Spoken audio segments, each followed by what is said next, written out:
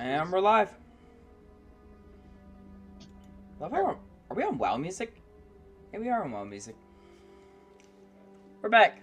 Yay. Also, since my dumbass cannot keep track of count, apparently my sessions stop here soon. Like, this is the last session for a while. No. I know. We will be missed. Somehow, I guess, by some people. Anyway. Ow, sorry, I'm the #1 Basterds Throne fan. It's fine, buddy. Where we last left off, Korag tried showing off, almost broke his neck. Good job, you. Grace. Not Sister Grace, my bad. Justice Pax did an amazing job of pouring their heart out to Maya. A little early for that, but hey, you know, make your attention. Say is no. Worst she can say is no. Ew. Fuck. Oh, I gotta talk about that in post game. Someone remind me about like fucking the worst she can say is no kind of thing. All right, and I might remember it. But anyways, yeah, Justice poured his little heart out to Maya. Vin. Korag had a little talk with William and Marcus about some stuff, and that was about it. It was a really short session. I probably could have gone longer. I didn't, and I apologize. Probably should have gone longer. Are they AAA? Alright. Anyways, Bro, we went for 3 hours. What the fuck you mean short session? well, I mean, it was a short session in that we didn't do anything. Like, there was nothing accomplished aside from roleplay, which, again, in itself is not bad. Roleplay is always good. But, like, the progression of what the world is trying to go through, it was a really slow day. It was like, you know what I mean? I get what you mean. As a fellow DM. Like, imagine this, right? If you're playing Skyrim, and all you did for 3 hours was talk to a bunch of NPCs and, like, made a handful of things. Sounds like a productive game of Skyrim. Yeah. Like, you made, like, 4 things. You level up your smithing, your alchemy. Learn some lore. We get you, Derek, though. Those 3 hours could have been spent defeating the fucking World Eater, but hey. Yeah, but then we're dealing with dragons appearing every 10 minutes. While the World Eater's destroying Sovngarde, I'm building a house and adopting kids. Right? It's funny, the game I'm playing right now. Oh, yeah, we're getting distracted. God, it's still... Come on. Don't bring it up. Another beer, or should I open up an energy drink? Beer. Energy drink. I'll oppose it. Combine them. Or that. Diet for Loco. Let me go get a... What does this taste like? I don't even know how to describe the taste of a white monster. Battery acid? I don't know how people... What goes good with battery acid? Job all the time. Generally nothing. With battery acid? I don't know, probably oil. Funny you should fucking mention that! Give me a minute. Oh god. Oh my god. What you do, Butters? I don't fucking know. What have you done? Also, why do I gotta be the one to message Walter? I don't message Walter shit. When wilt thou learn to watch what thine says? Nah, fuck you. That's Gibble all the time, being like, oh, like, what about my grenades? Like, you dumb fuck, why would you say that after an explosion happened?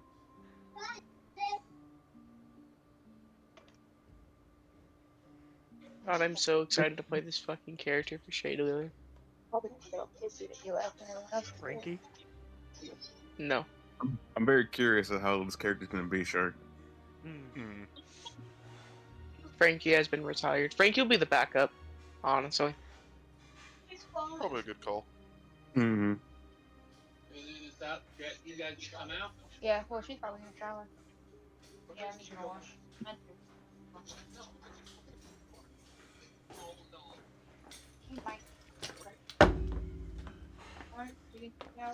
Okay. Sorry about that. I know we're supposed to be doing D&D, but now I've got alcohol involved. A little bit of beer left in this thing too, so it'll be fine. Mr. Boo. Put it back in the oven. Mr. B double O. I'll put the cupcakes in there, though, clearly. That's yeah. About 2.5, maybe? 2 shots of vodka. Yep, just do about maybe 3 ounces right there of that. And white monster. Oh my fucking god. You're gonna be drinking Monster like this stuff, right? I don't know how people buy that shit all the time at my job. It doesn't taste that bad, actually. I prefer the red monster, but I can only ever find it at 7-Eleven. I like the fruit punch one with all the old school tattoos on it, and the mango loco one. That's a good one. Mm-hmm. I think sure. There's a game over. Thank you. Okay, so it's like Marcus gonna call us, or We'll just get through the next little bit of travel bit, and we're gonna arrive at the outskirts of the burnt-out town. oh, lovely. Want me to go ahead and cue up that music? No, give it a bit. We'll have it ready, locked and loaded, but give it a minute. Yeah. I'll go ahead and I'll just add it to the queue. Also, real quick, I'm gonna put this in random picks. Where is it? Where is it? Where is it?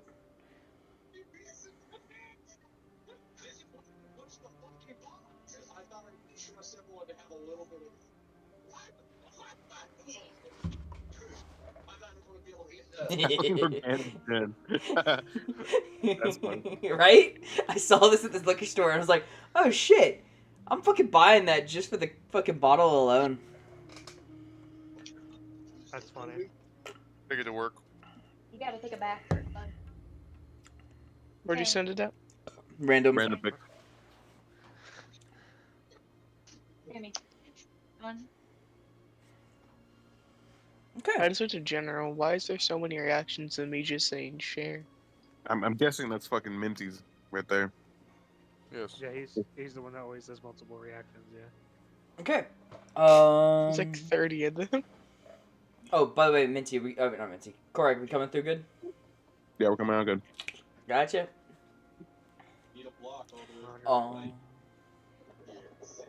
Yep. So, you guys arrived to the outskirts of this spooky forest, and we'll say took you guys until about midday to get there.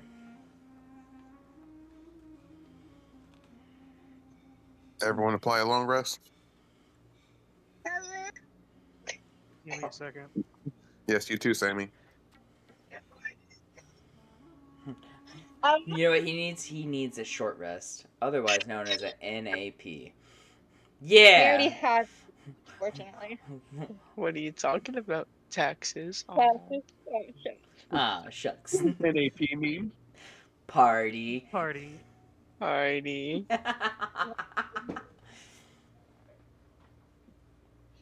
Anywho, continuing on. CBFISED. Snack. Nah. No. I shouldn't say that. It might trigger my dog.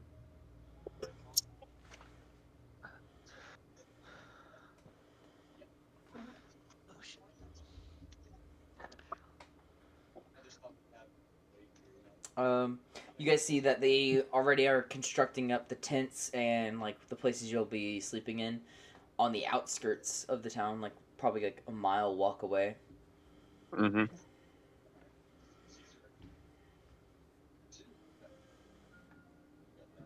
All right. Marcus. Okay. I was gonna say I'm gonna do a history check just to remember about the letter and shit. You have it on you, don't you? I do, but like, just for it to like immediately pop into Korag's head. Okay, Be like, cool. oh shit, right? I gotta check this town out for this thing. Yeah, go and roll your history. 10. Not really itch in the back of your mind there, bub. Okay.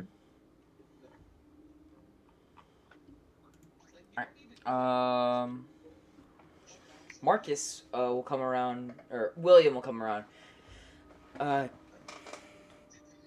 You guys want to come and meet, hang out with Marcus and the Lord Apparent? Oh, that's common if they're allowed to be near the Lord. Korag. Don't be like that. I'm all arrived home. Oh, good. Stop Tourmaline's eating here. chocolate. Over her dead body. What's the vibe? I'm good, baby. I am on enough sugar that could kill a god. Tim and Tim are not ready for me now. Also, baby, you should really check out Random Picks and see what I'm drinking. I heard what you were drinking, my beloved. Oh my! This is you. This is so you. This is so you. I love you so much. I am going to eat you alive with kisses. No, I do not care that we're streaming. Love you too, baby. Anyway, back to it. Also, Skilly, I'm the #1 Basterds Throne fan. We're in the middle of session. I'm not arguing this. Like I So watch Sugar this High like Oat- one of the sessions daily. So I'm just gonna say this. This is probably gonna be as close to drunk Oni as we're gonna get. Probably. Yeah, sugar high. Yep. Baby. Mwah. I need drunk on me. We do not need a drunk Oni. Sounds fun. No. Anywho. Carrying on. Down. We're... Oni just ends up being way more out of pocket than sober Oni somehow, some way. Continue there. Indeed. Yeah, William's inviting you guys to come up to the main tent and like at least discuss what's gonna be happening with Mark. Oh shit! I forgot to pull up his character sheet. Fuck. Oh, you forgot about Tywin too? Okay. No, I have Tywin is like number 2 here. Okay, shut the fuck up. There he is. Because you're #1. There we go. And I still haven't made a character sheet for the fucking like Lord Regent or whatever. Man, Lord Fuckwad. dude, don't fuck with this man. Yes, his guards are very scary, Derek. Never mind. Continuing on. Yeah. Yeah, Grace will get up and she'll go and hang out. I guess. Yeah. Why not? Korg will be walking beside her. So will Scaly. I don't know what to do so. You want to? They're asking you to come join them and understand what they're about to do here. Yeah. I'll say for now, Grace has forgone her adventuring equipment for now.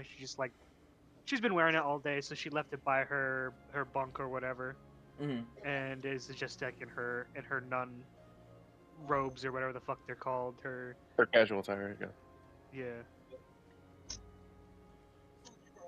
She's wearing her habit and everything. Yeah.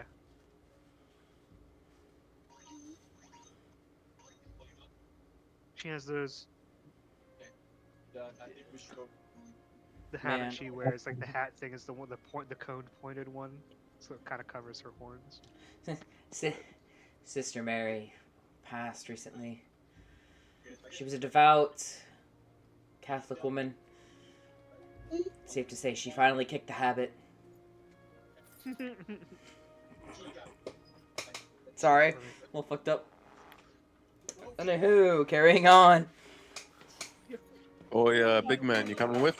We staying out here. Which big man are you talking to? Who's the only big man in our group? Dog. Let's say Tywin's decent size, but he's not that big. Well, Slightly he's real big. hold on. When he's out of disguise, he's bigger than you. And that's his own. That's the only way. Duh, because he's Okay. normal form as a dragon. Okay, Korag is always referred to Zog as big men in the group. I'm just making sure, okay? I assume Tywin is either already with us or he's just gonna be out here on Gibble's watch.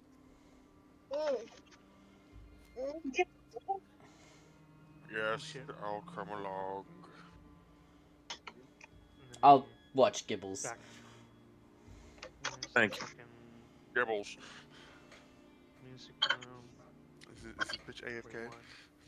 That's what I'm saying. Like, have Tywin just on Gibble's watch. Best.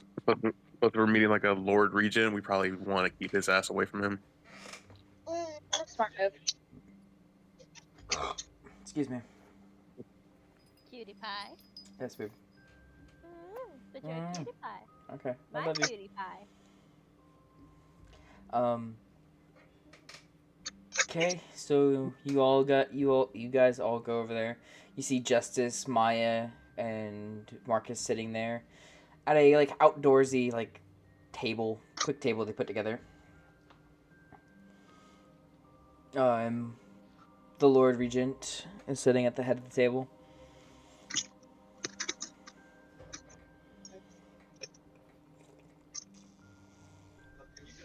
How does this man look? He's a half elf.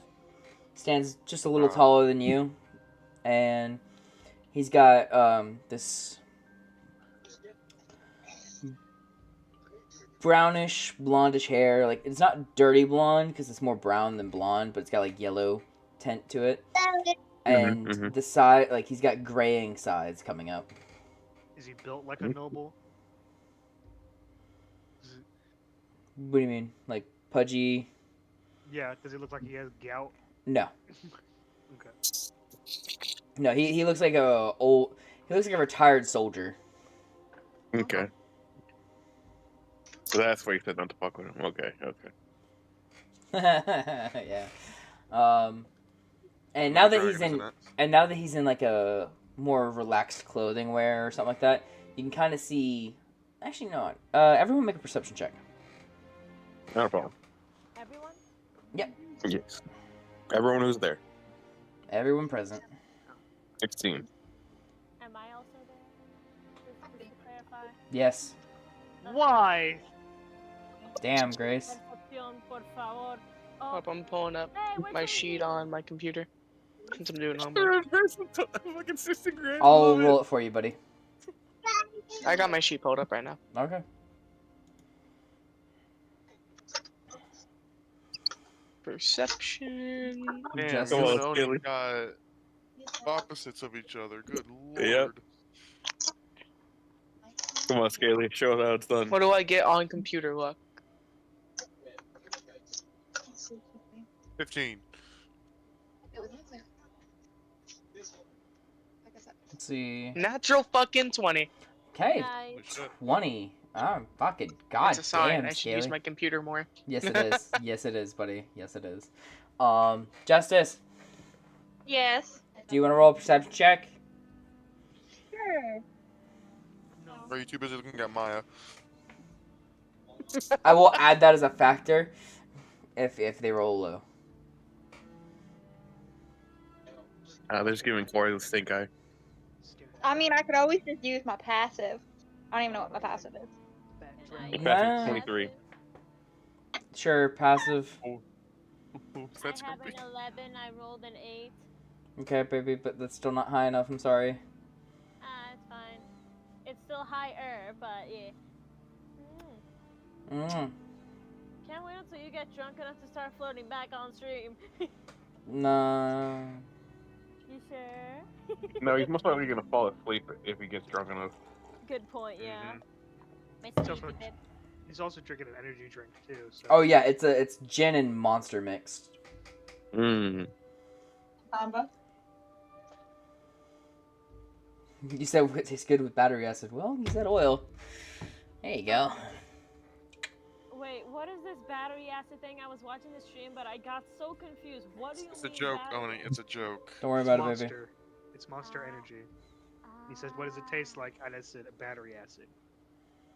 It does taste really bad, so I agree with that. So, Derek, are you gonna let Justice use his passive, which is a 23, or do you want him to roll? I would like them to roll.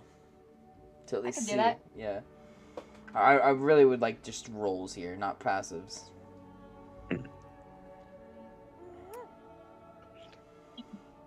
16's high enough. Because yeah, so 15 was the DC. Sorry, Zog. As if I give a shit about this guy, anyways. I know. But Scaly, Korag, and Justice. Justice, you've been hanging around the guy, but you kind of just see him in his relaxed wear, like kind of like normal clothes, not riding gear or whatever, or armor or whatever. And you see the scar kind of peeking out from the left side of his neck, like the collar, and it just ever so gently peeks out. Scaly, you notice that it looks like the skin there had bubbled and bursted right there. Oh. Ew. Gross. Scaly shudders a bit. I don't know a lot about you softer folk, but I'm pretty sure you're not supposed to look like that. Babe, you didn't roll high enough to perceive it. Oh shit, my bad. I don't know what's wrong with it. This sugar high is pulling my attention in every single way except this. I love you. I love you too, my cutie patootie with an extra thick booty. Babe, Yes? please, stop. Okay. Thank you. This one time, I'll listen to you. This one time. Anywho. Girls? What? Girls don't listen to their boyfriends. Damn. True. You are a true, shining but- example, Twyla. Shiny. What I strive for. That's what I strive for. I don't want to embarrass him too badly. I don't want to get. Also, we're derailing the campaign. That's the main thing I'm getting on. Yeah. Oh shit! Yeah, my bad. Oopsies. I love you, but Honey, type your comments into the video chat. there you I go. mean, yeah, but then no one sees them. Okay, well. Put it in the vibing couch chat. That too. Holy shit! You're right. Alright, so, you see him, like, finish the glass of wine he has and start to pour another.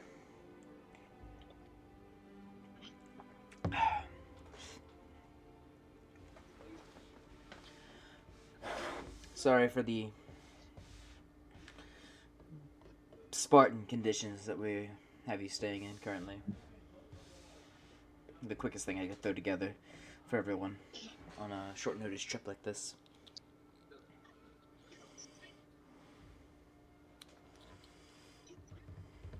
Been through worse. I know you are some of the trusted handymen of Marcus here. And I do not doubt your capabilities.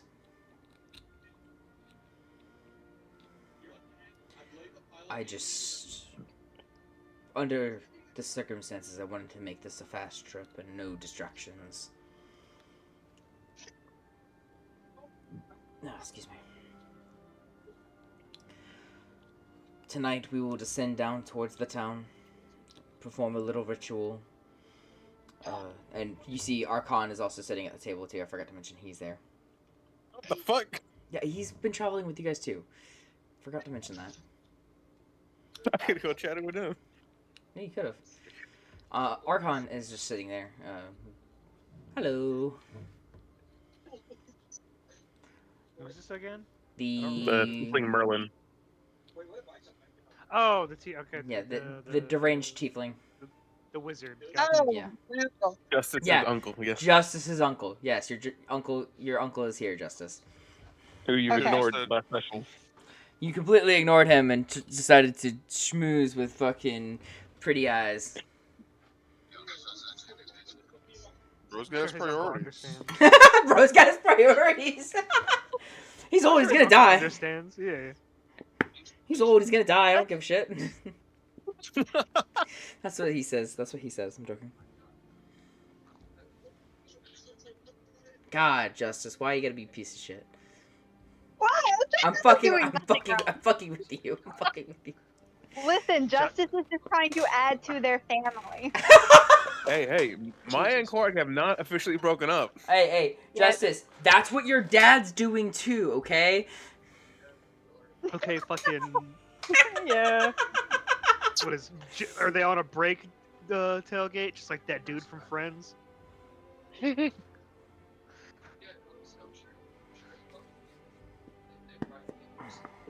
Anyway, Should have been sorry a about that. reference. Yes, it is a very dated reference. That is a very old show, man. I No, know. I get the reference. I was just trying to remember what fucking character it was. Chandler, I think. Chandler and Monica? Yeah, okay. Uh huh. Yeah. Hey, but they ended up working it out, man. True. Anyway. Why is your family Scottish? Why is your family Ross? Sorry, it's one of my favorite moments. Focusing back up. I know you are the trusted handyman of Marcus. I don't doubt your capabilities, and so I wish to include you all in the ceremony tonight.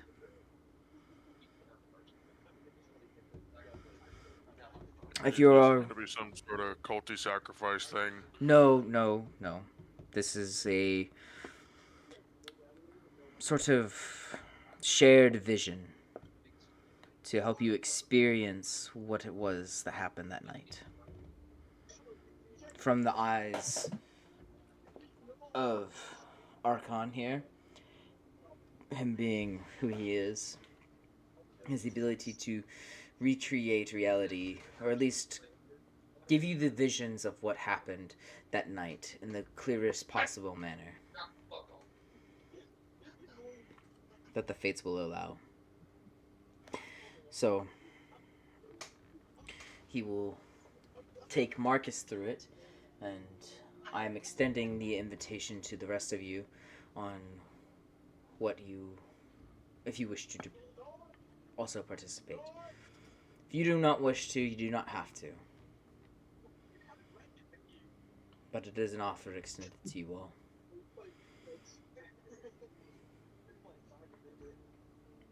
What is it that he's like? Is it a challenge or something? It's not a challenge. He's extending the opportunity to experience the vision for yourselves as well. Fuck with you all. Will there If be any Fowler is here, delicious he'd be chair looking legs? No. I don't think Gibbles isn't there, right? Gibbles is under Tywin watch, buddy. Oh. Sorry, Can I buddy. Yeah, find you it? were AFK. Oh shit. You were AFK. Yeah, you were AFK. You were AFK. We're like, just That's put him fair. over there with that. Sorry, bub. That's fair. I will be looking for a stick or chair leg. He'll give you a stick. Go eat your bugs. Stop. I You're still outdoors, so you mean. He ate all of them. we will fuck with that later. Okay, continuing.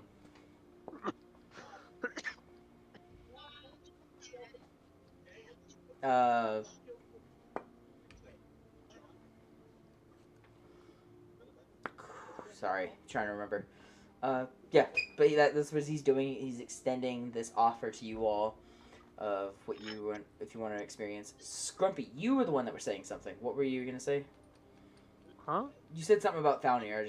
I couldn't hear you. Oh no, I said down there would have fucking hopped on the chance to fucking trip the fuck out. Yeah. I don't know. I don't know if Cave Grace wants quest. to do this. Cave quest. Let me. I'm gonna roll a D100. Okay. No, before I roll it, I guess I'm gonna choose lower.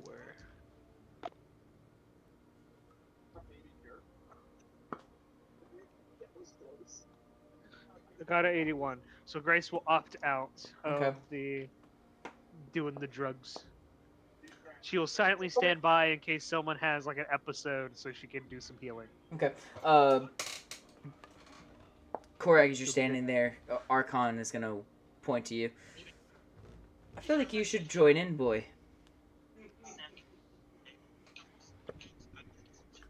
If that is what you request, I will.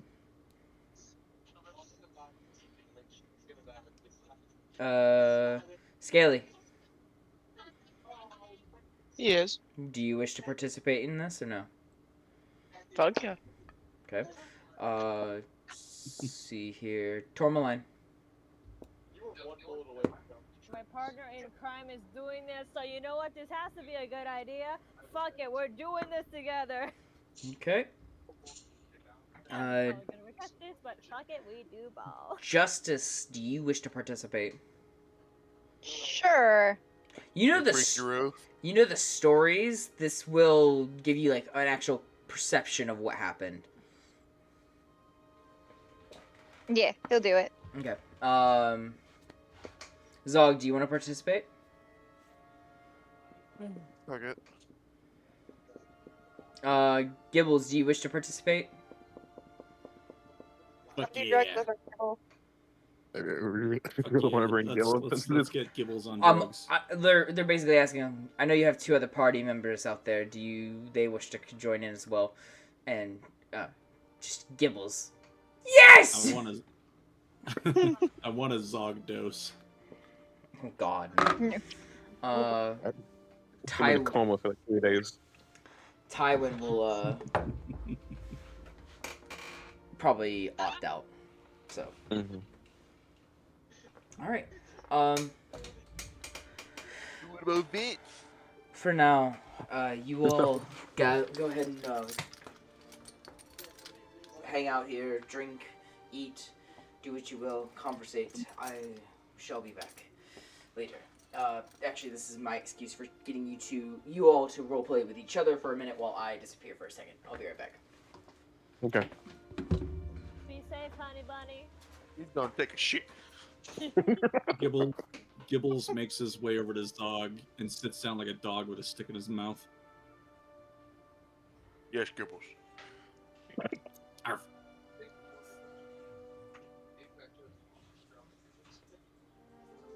Scaly is just going. Oh, sorry.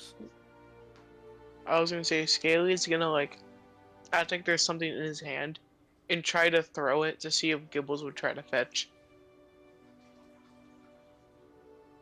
Gibbles is gonna go zooming after what he thinks was thrown. He's not letting go of the other stick. Can someone, for flavor, I'm feeding a baby. Can somebody roll me a dex check? I mean, we can't roll your deck check specifically, but What's your mod? Hang on. I think if I 4 or 5. maneuver this baby right here, What was still? I think she might be. Fuck me. No, she's not done yet. What's your mod, man? I'll just roll 20. Give me a second. I'm trying to go to this page right now. Oh, okay. My mod's a +5. Yeah. Somebody rolled a 20 on you.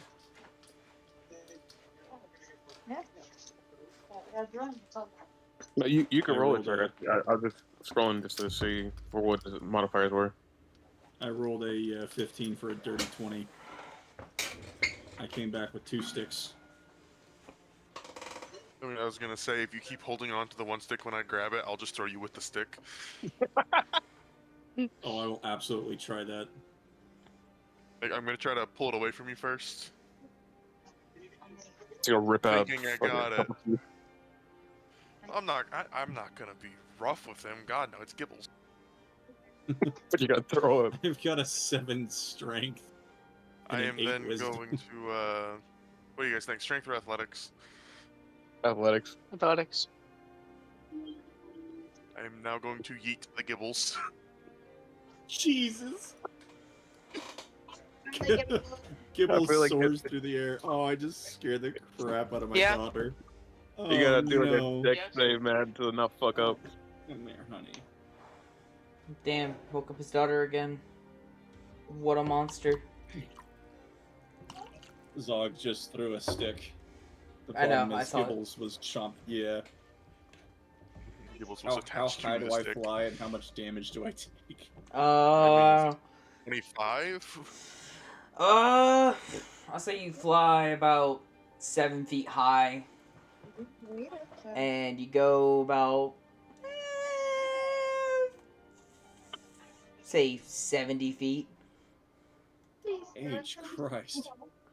So we're gonna give you just 3d6 damage here. Okay. 14 damage. Alright, Gibbles, go get the stick. Where'd it go? Gibbles is gonna limp back and go again. Where did Babe, you I don't go? need to see your first fan art. Zog, you remember how you threw the stick? Yeah. I was still on the stick. You wanna go Oh, again? honey, no. Do it again. Let's see how far he can throw me. We're gonna do this in the background if you wanna continue on, Derek. Okay, cool. By the way, NPCs are open to talk to now. Sorry. Ty, when you wanna throw Gibbles on a stick.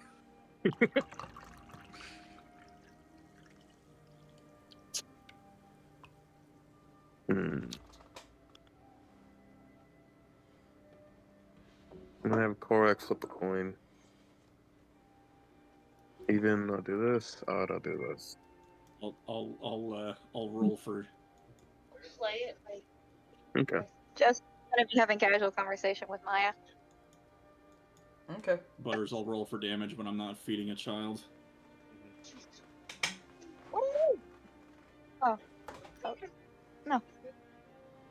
I guess Grace will just be sitting at the table. If there's tea, she'll be drinking it. Okay.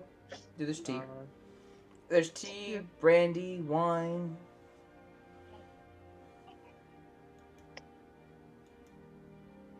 Yeah. She's not normally one to impose herself into conversation with people. If someone talks to her, she'll answer. She'll talk.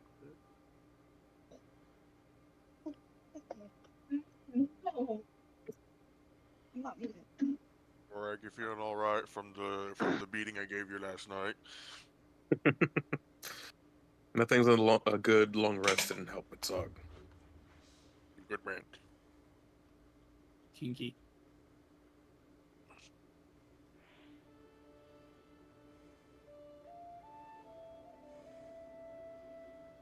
Gibbles just has to make everything weird.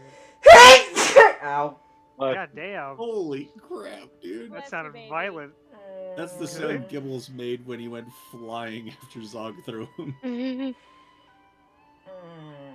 awfully windy today, didn't it? It sounded like your fucking brains came out your My fucking head hurts now. I'm telling Derek to go to the no. doctor to get that checked out. 'Cause No. his sneezing always sound rough. I'm not going to no doctor. Fuck doctors. Every time he sneezes, all I can think of is a Russian snorting gunpowder. Cirician sneezes and he takes out a deer at 200 yards.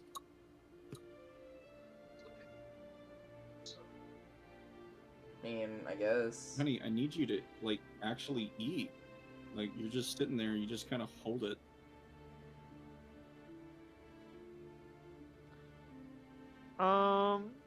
Is there anyone sitting with me at the table, Derek? NPC wise? If you're at the big fancy table, yeah, there's Archon to your right. There's Maya and Pax across from you.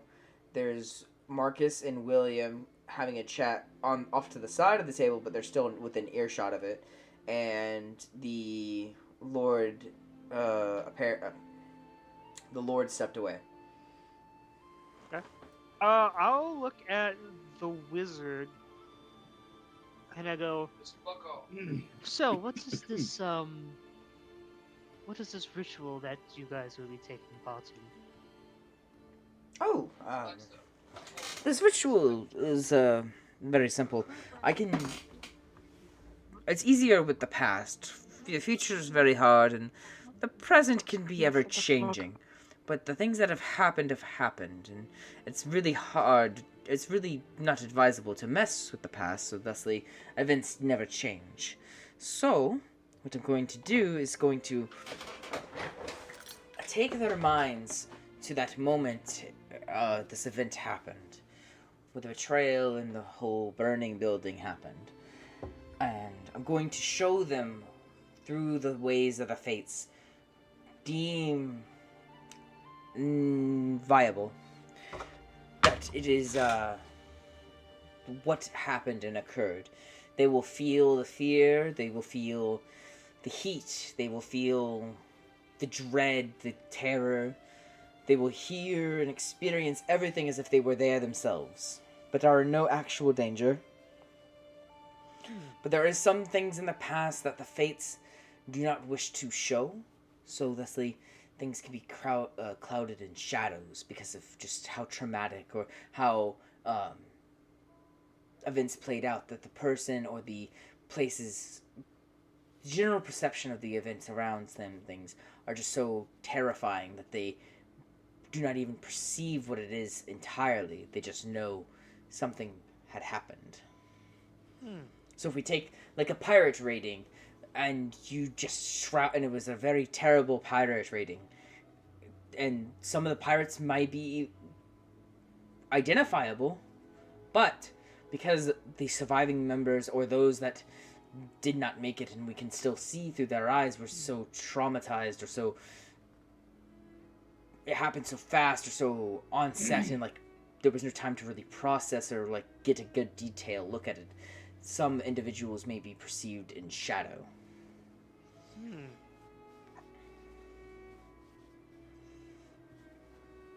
So I've tried this account a few times, and those that have seen events like this claim that they see shadow demons and, you know, or I'm trying to think like how they would perceive a lot of these things. They would see shadowy creatures or something billowing in smoke. It's not entirely detailed recognition. They can make out small features, like, say, if a particular pirate, like I mentioned earlier, was to have a golden tooth, it would pop out. If a particular person had, like, maybe a outstanding brand that was too recognizable to not be faded away, mark or brand or something would pop out. And you would see that detail on the shadow creature. So. And this is all done through magic. It's all done through magic, and I have done it a few times. Well, I will be on the standby for an extra pair of hands in case things go awry. Which could happen. It's not been. I've only tried it a few times, and not any. No time have I tried it so far has anyone needed a clerical attention. But if there is a need of it, you being on standby would probably be beneficial.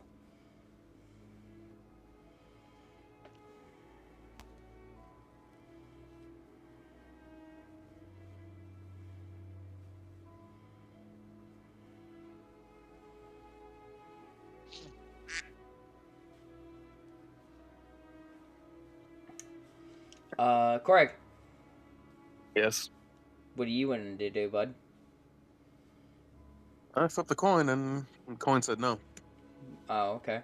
Guess you're not talking to Maya. But you know who Oh, is. Thoreg said to Maya and to William that he's waiting on Maya to tell him when she would like to talk. Okay.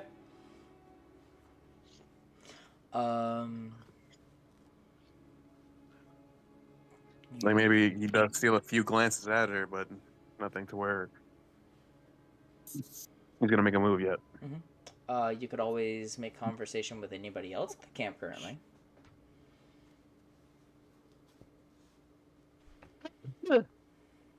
Gotcha. Thank you. Oh, got goosebumps.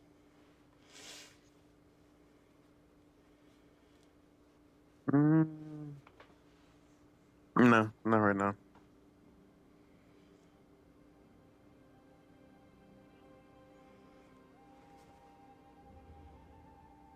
as you're sitting there with talking to Archon, Archon will stand up and go, I think there's something I need to take care of. Can I wink at Archon? Are you gonna fuck the old man? I am it's just a friendly wink. It's just it's for the one time.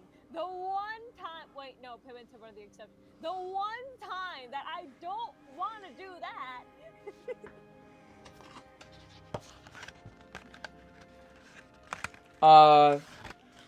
Archon will probably glance over at you and go, oh! Hello, distant traveler, how are you? I'm doing quite well, thank you. Especially with this book you gave me. I had two surprise visitors, though. Oh, not that. No. Did you? Care to elaborate? I think if I were to say who it was, Korag is going to try and kill me somehow. Is it Pib and Tib? Fear. No. Getting up and walking the fuck away from the group. Oh, it's okay. I heard someone when the request was coming across in the book. I got a little bit of a notification. I'm aware of their presence and their existence within reality itself and the madness that they bring. But they're harmless if you don't make them mad.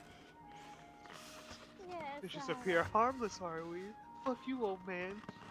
Turn you into a noodle! They are quite charming, I will say that. But yes, I did have an encounter with them, but I have put your book to good use. I have already learned quite a lot. Good. Some of the others have used it too. I hope you don't mind. No, it's perfectly fine. Just don't be digging around in the future. The future is where time starts to get all messy. And messy time is not fun for anybody. Oh yes, I can imagine it would be nothing is quite certain, isn't? No. No, nothing really is. Fate is ever changing, young lady. Fate is ever changing. Fate's a bitch. What has happened. What will be, will be. What we do now can affect the future. Small things can change the world. But you do know what is one thing that I am certain will remain constant? What's that? Our friendship. Wink. You know what? I hadn't even considered that, and I appreciate your friendship and candor, young lady. He gives you a little pat on the head. Let's go, hands up!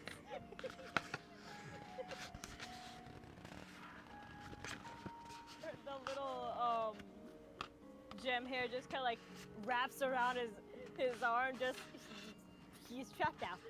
No. That arm is cursed now. Babe. It's playful. It's playful. She'll let him go after a couple seconds.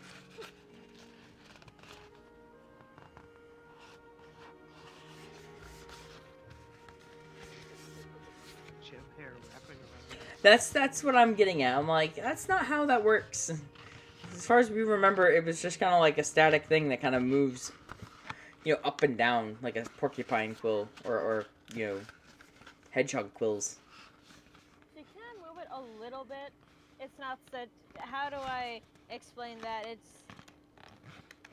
It's not like a tentacle. I'm making a They lot can't. of hand motions, but you can't see them. I get that. What I'm trying to get at is, babe, is that you can't really like grab someone's arm with it. You can just be like. Ah, okay. No, Tendril, just point you. So she'll just use her hand to kind of like hold him there in place, gently. Mm-hmm.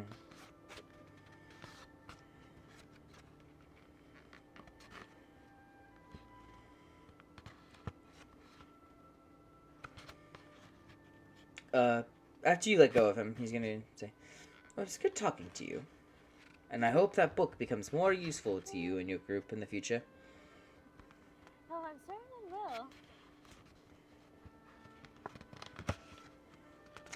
will. And then he's going to get up and walk over to Korag.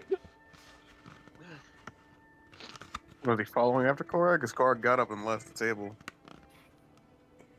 Okay, yeah, he's going after you.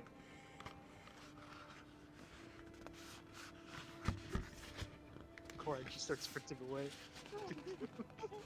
Korag would have probably walked like a decent amount of feet from the group, just to be out of earshot and just clearing his head.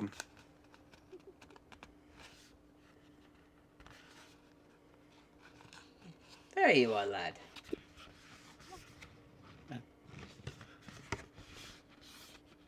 Khan? Korag. Revolpe, I've also heard you've been called. What? Is that not one of your aliases? It says it right here. You got a really long rap sheet. And a lot of girlfriends. Korag like immediately bouncing on him, like grabbing, like attempting to grab him by his shoulder and pin him against the tree.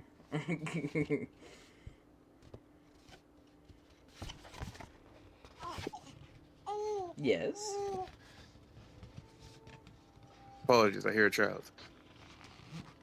Yeah, she's well, I mean, it's not like she's wearing a headset. Motherfucker!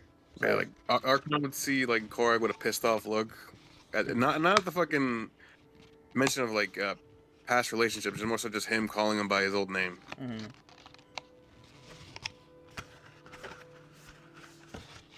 At one point, that name meant very much to me, Yes. but after what happened, What happened was what happened. But you're gonna have to face that past soon, boy. Rather than later. You can't run away from everything. Fate has a way of catching up to us in weird ways. but letting him go, he'll like take a few steps, like walking away a bit, but not like leaving him. Just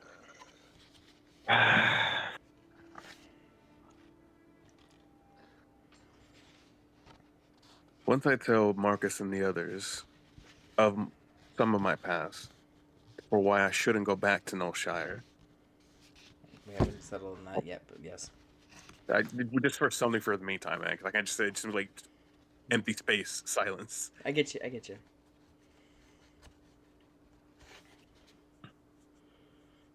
I'm waiting Village until town. I get. I'm sorry. I'm waiting until I hear back from my guild master to let me know when it's okay to return home. Your guild master? Well, you ran into him in Bastoli, didn't you?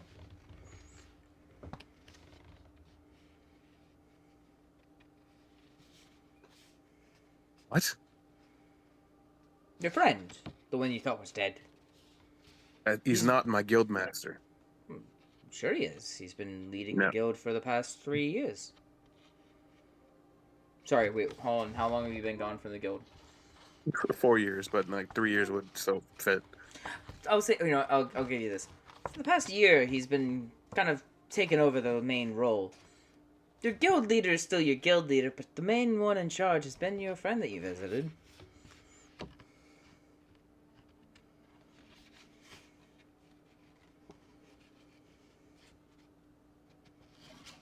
Maybe he thought it was best that you stay away. Too many painful memories, I think. Could be protecting you. But you will have to go back, eventually.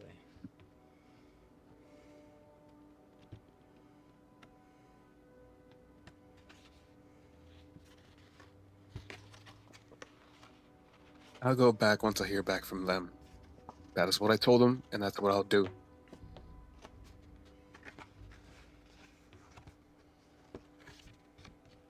Marcus can make all the requests he wants. The others could ask me to go. I'm not going back. I'm not under contract. I'm not under any obligation.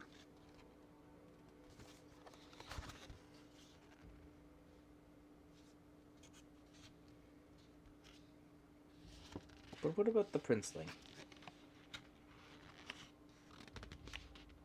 If something was to be threatening him, what would you do then?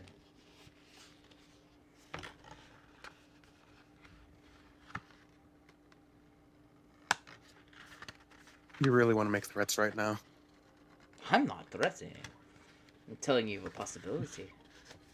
It's my job. Do you not understand what I am? I'm a nexus. I can see the possibilities of the world. I try and inform you on the best course of actions.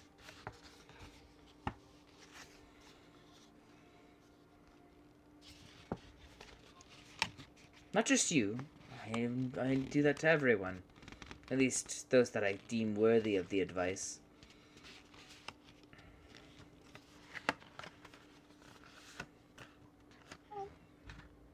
And those that I think might listen. I know you're strong and stubborn.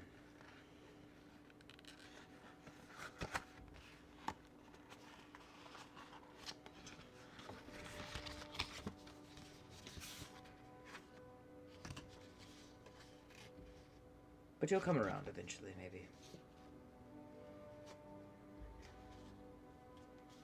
Might I also suggest, after we have a little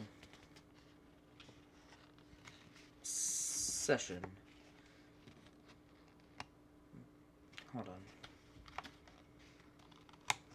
No. I'll let you figure it out from there. You're a smart lad, and he'll pat you on the back of the head and walk off.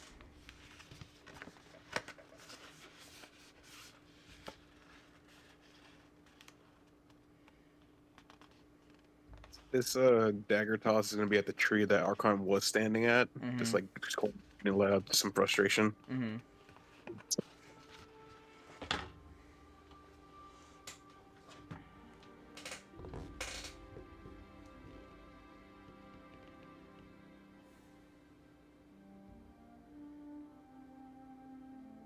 Gotcha. Like he was pulling at his hair, just wanting to fucking scream, but he's not wanting to draw attention to himself. Mm-hmm.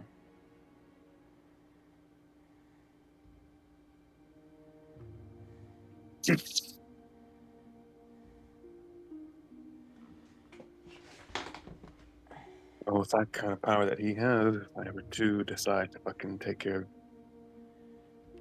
his annoying nephew, then it won't be to my favor. Gonna walk over, grab his dagger, put it back in the holster, sheathing it back.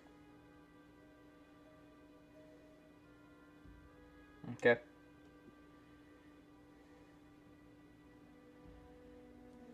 Before walking back to the group. Like he's definitely got like a far more like resting scowl bitch face going on right now. Mm-hmm.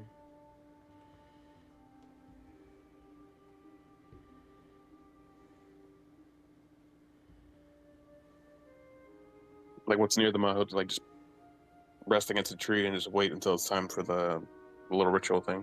Gotcha.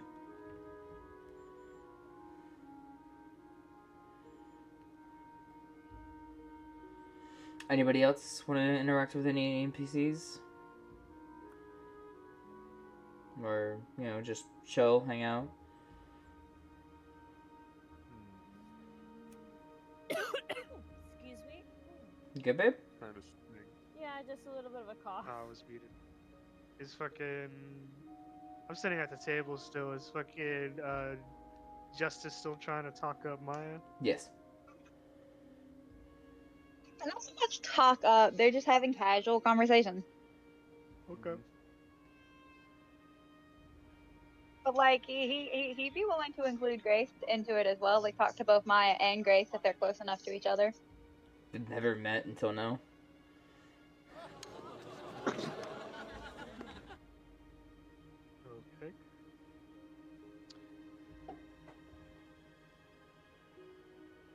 Well, I mean, like, you guys met earlier, but you know what I mean. Right. trying to remember what we talked about. I I don't asked her about. I think I asked Justice about how like he got into being a paladin and everything. I think. Even asking during like what god he follows. Yeah, that's right. I guess they'll be like, so, are you two going to take part in this vision thing?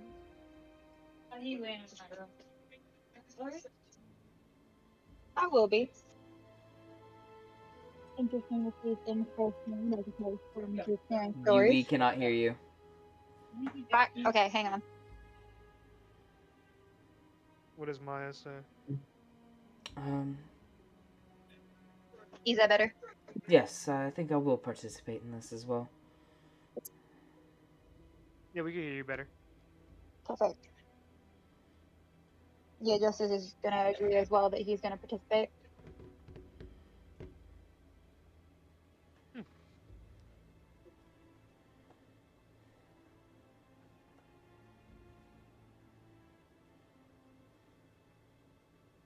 It does sound interesting, but I fear I will just be standing on the sidelines. Nothing wrong with that. Always to have a level head, keeping watch.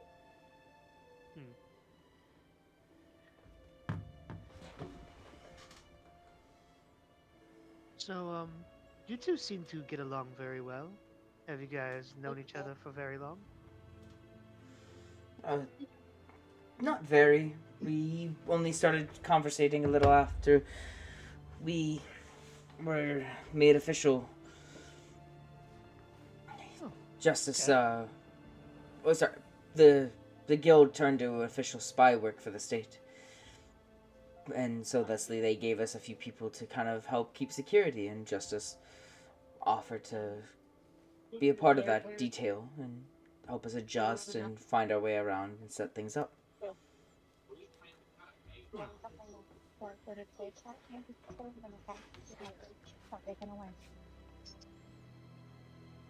And so occasionally he would be on my escort detail and around the town and such, and so we made small conversations here and there.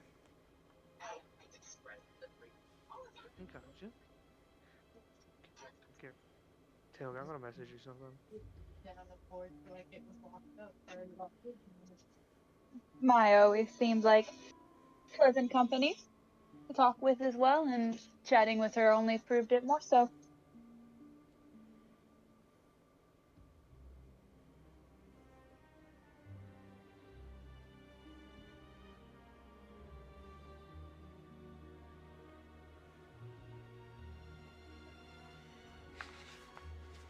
Stop. Sorry, I am messaging somebody. No, you're good. Before I say the next thing I want to say.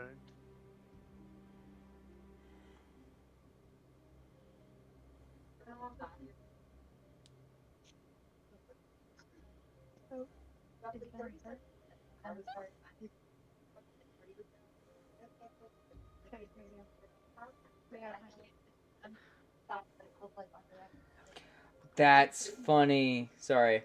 While we were having this little bit of a lull in conversation, I came across this image on Twitter, and it's an edited image of SpongeBob, and it said SpongeBob's Burgers, and it's fucking like SpongeBob mashed up with Bob from Bob's Burgers. Oh god. Oh. Just gave him a mustache and the hair, is all. I think y'all are gonna enjoy this, or at least be happy about this news. I will happily inform you guys that my sugar high has gone. We are no longer hyper. Mm-hmm. For now. Plot twist. I get another sugar rush. Let me check Instagram. What? Bet.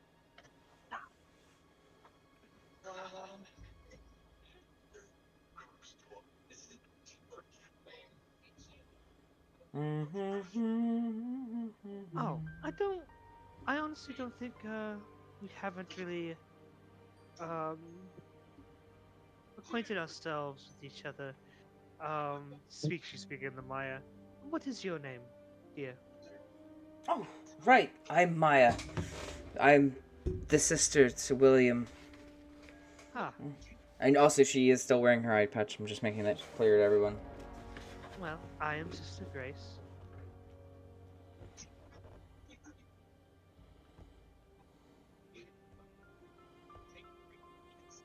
It's a pleasure to meet you, Sister Grace. I'm just walking. Pleasure to meet you too, Maya.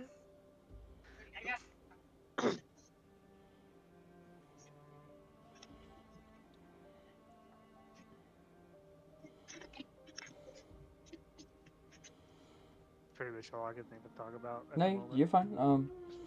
How was your... When did they, When did you meet the group? I met them when they arrived at the continent to go retrieve young Vin's sword. I met them at the port town where they landed at the temple, and I chose to go with them on their journey to help Vin along his path, since me and him follow the same goddess. Oh.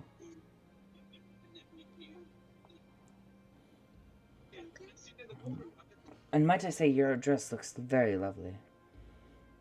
Oh, thank you.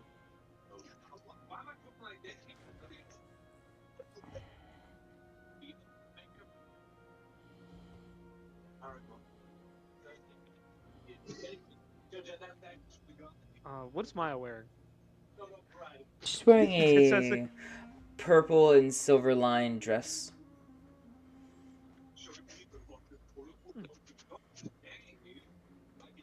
Your dress is lovely too. Also, you wear that eye patch really well. I've tried wearing them, but they they never fit right. She says as she kind of like brings her hand to her her milky eye. You look lovely without it.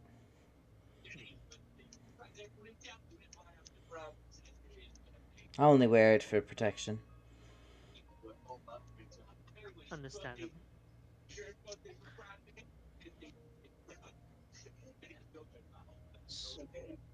So, what do you do in the grand scheme of all this?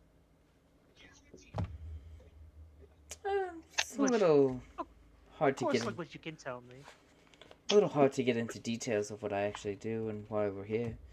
But his main thing was to help restore the nation here. That was our main goal. That's what our Well, father sent us here to do. Well, it seems as though, yeah, that goal is getting ever closer now with Marcus in the picture. Yes, it is. Truth be told, we didn't even know that Marcus is the one we were supposed to really be looking for. Or at least, the person we were supposed to be restoring to the throne at all.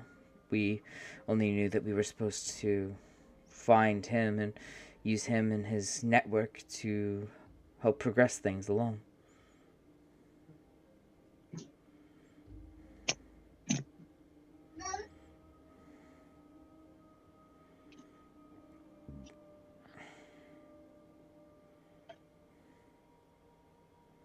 I'm guessing there will be some pushback from people when they try to install him on the throne. From those that don't wish to see what should have been always done restored, yes.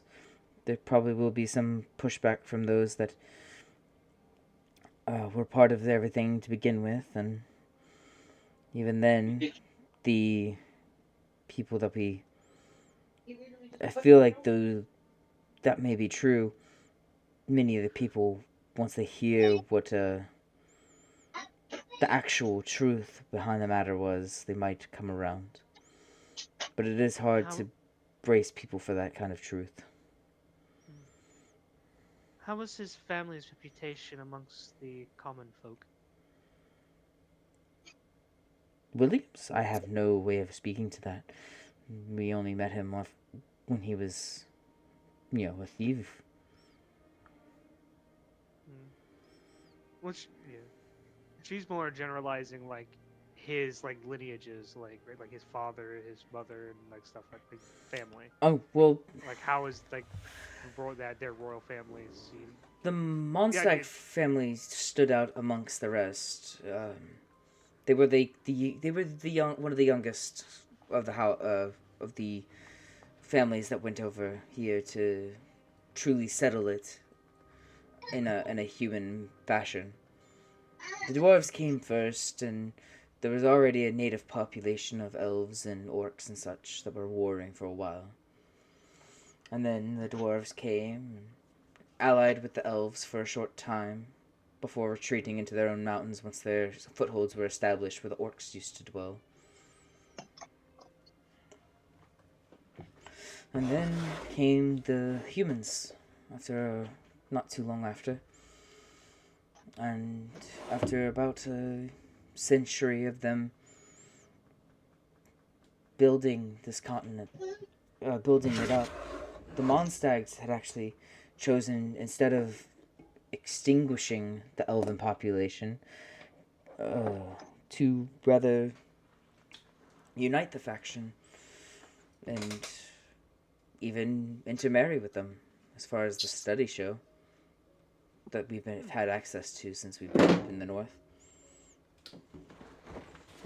And when we were down south, they did not particularly paint that family in a good light, saying that they conspired and consorted with them in a unholy matrimony to uproot the human rule of way.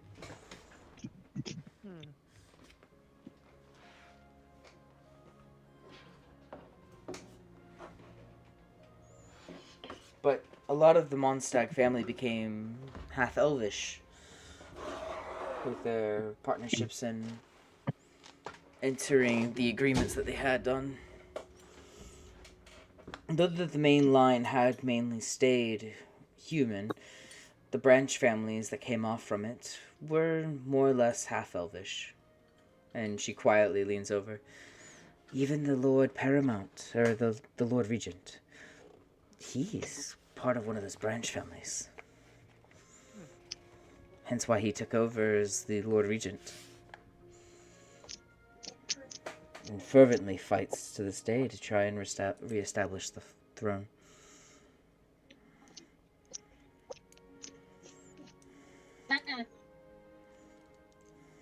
Yes. I've heard I've been told the South has its issues.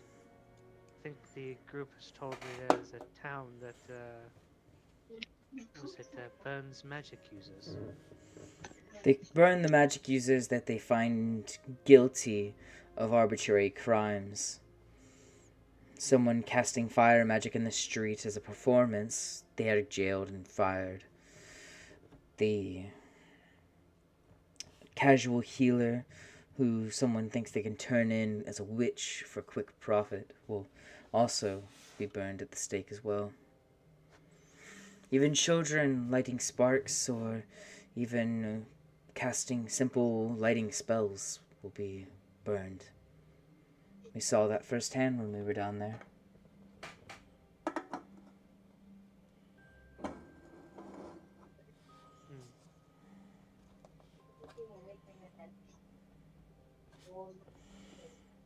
And something is wrong with the religious order down there as well. They don't act like the typical Knights of Palor that I've been accustomed to up in Elion.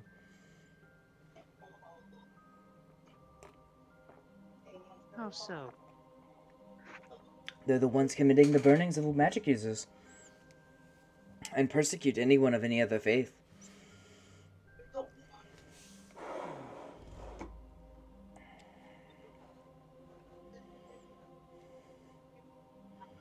When we first came to Port August, their bishop had completely brainwashed and subjugated the masses of the town while the Lord was away.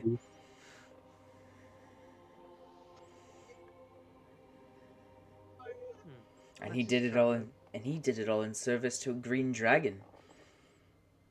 That dragon is now bound to a goblin of all things.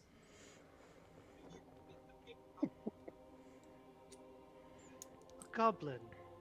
Yes, not too dissimilar from Gibbles, but more obsessed with gold and corpses.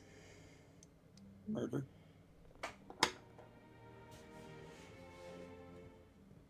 Yeah, what the fuck was that little shit's name again?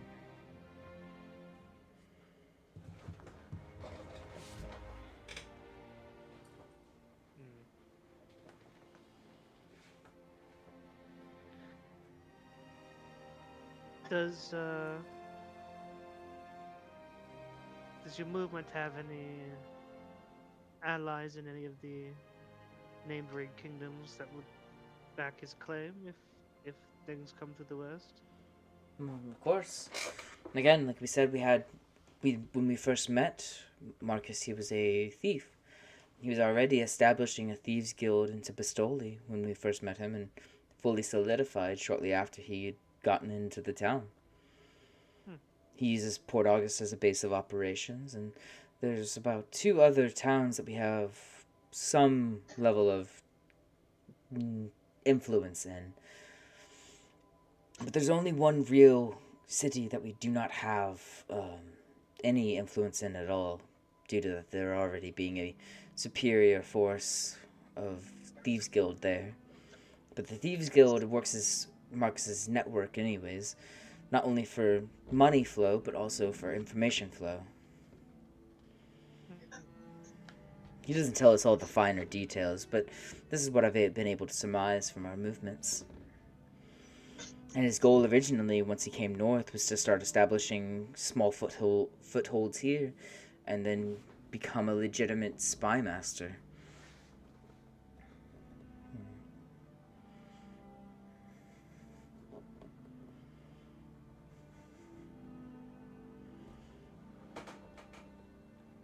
Grace is just kind of like taking all the information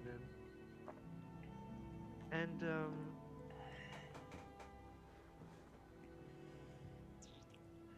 with any elven or dwarven families that were allies with the Mondstags that you know of? Scrumpy, what was the name of Downier's family?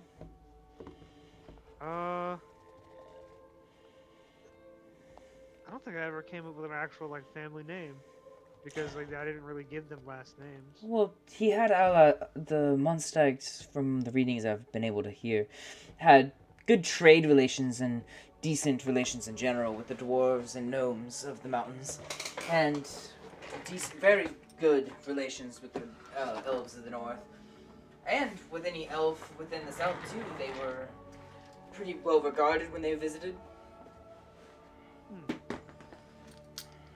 I'll come up with a family name at some point, Derek. I'm sorry. No, you're fine.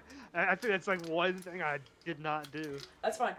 Again, I will have to step away real quick. You guys just talk amongst yourselves, and we'll come right back to you, Sister Grace. I'm sorry. Oh yeah, no problem. It's no problem. What's Gibbles doing? Recovering.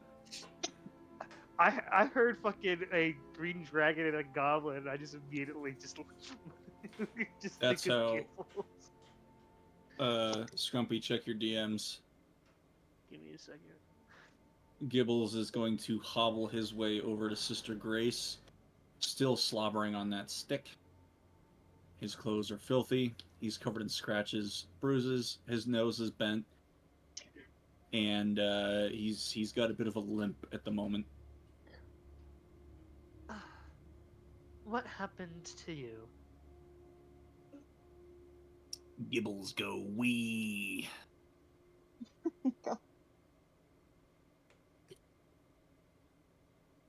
I'm gonna cast Cure Wounds on you, buddy. Okay. You get 8 health points back. It's not a lot. You but see it's his something. nose. You see his nose kind of vibrate a little bit, and then doing goes straight again. Gibbles is like, yay!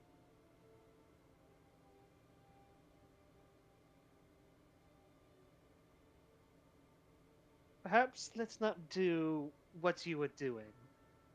Okay, how about you just take a seat and here, eat this. I'm just gonna try to. I know Derek's not here, but I'm just gonna say like if there was like any kind of like dinner that they had on there, like a fish or some shit, I'm just gonna give you the bones to eat. So if there's a fish, I'll give you like the fish bones, like how it's just like the skeleton and the fish head. I think he Just- did say that there was like a table with like drinks of like water, ale, and some food. Okay. I'm just basically Fuck just gonna yeah. give Gibbles like scraps because I know he's not gonna eat anything that's actually considered good food. Gibbles is gonna sit down and kind of lean against Sister And Grace's leg as he's just nomming on these, just absolutely going to town on these fish bones. Because at least if he's eating like a fish bone with a head attached to it, he gets the shit from the head. And then if he eats like a bone from like a roast or something, it'll have like the bone marrow on the inside you can fucking chow on. So Because they're fish bones, I'm gonna subject myself to this. You can hear him go. I'm good.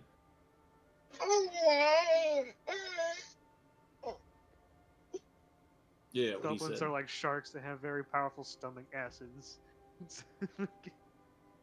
I would hope so. I just ate dirt. That's gonna take a lot of protein and fiber to pass. First got both. What do you mean, dog?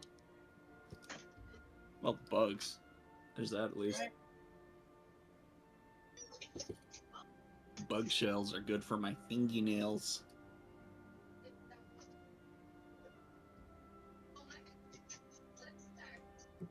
Oh, shit.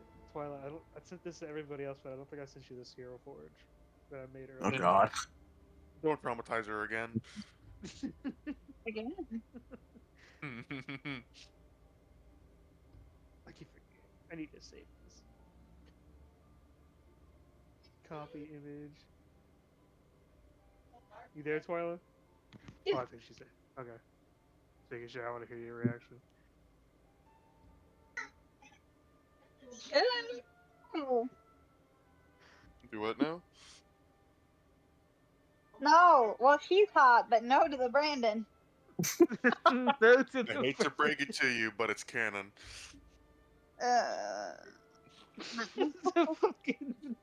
Why does Brandon have 3 legs? Where do you think all his height went? You what? The hell? My focus went off. Oh. What? He's sending me fucking memes on Instagram. He's probably taking a shit. Fun fact, my phone is dying, so if I randomly disconnect, no, my phone died. Plug Dude, that grab fucking a thing charger, in. idiot. But He's who that's sent me 4. No, seriously, Why? Twilight, go, just plug it in.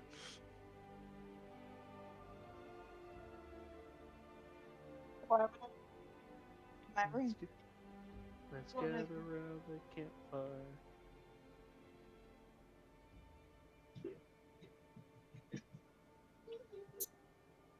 I'm free.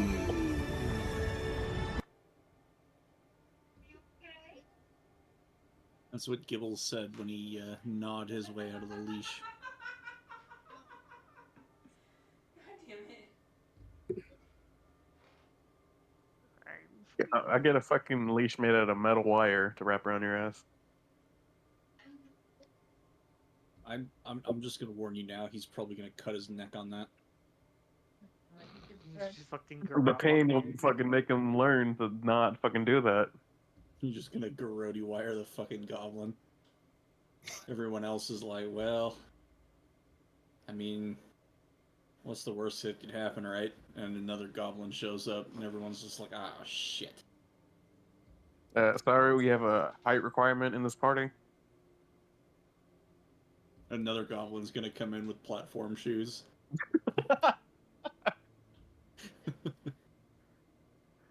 What do you mean height requirement. You got a dwarf in your party. Yeah, but he's like a freak of nature. He's a tall ass dwarf. He's borderline 5 feet.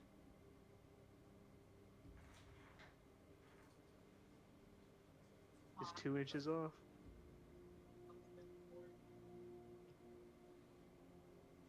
So I had a random idea last night. Well, not last night, a while ago, where like I said, Ryder sends Vin, Zog, and Korag a message.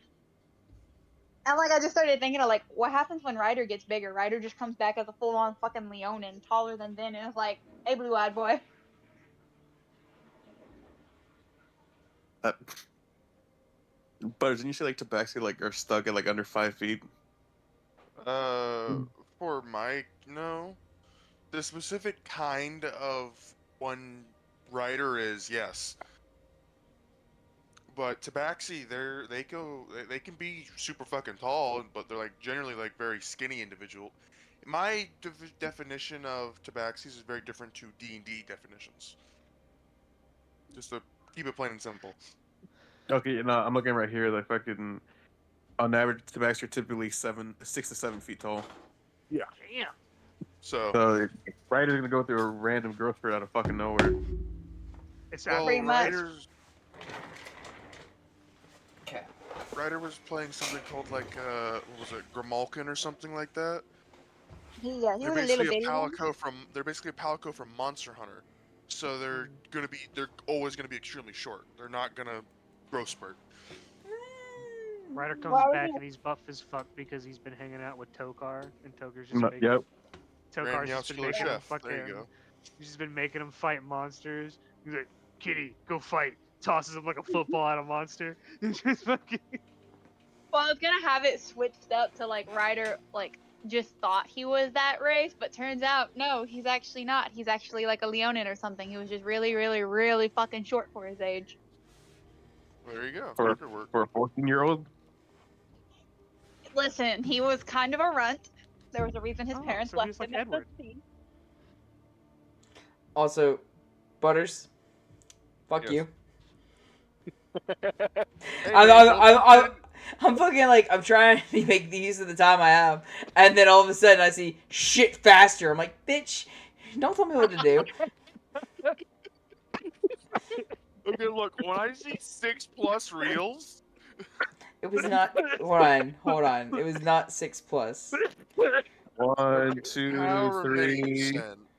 I sent. You didn't send to me any. I sent you 3 recently.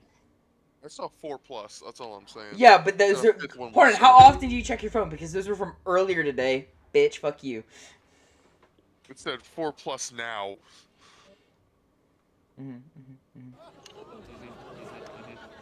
Just real quick before we get back to decision, Twilight, would you say Tokar and Raiden are still fucking hanging out together? Or not Raiden, Ryder, or whatever the fuck his name is? Yes, they'd be hanging out. Ryder likes him. Plus Talon.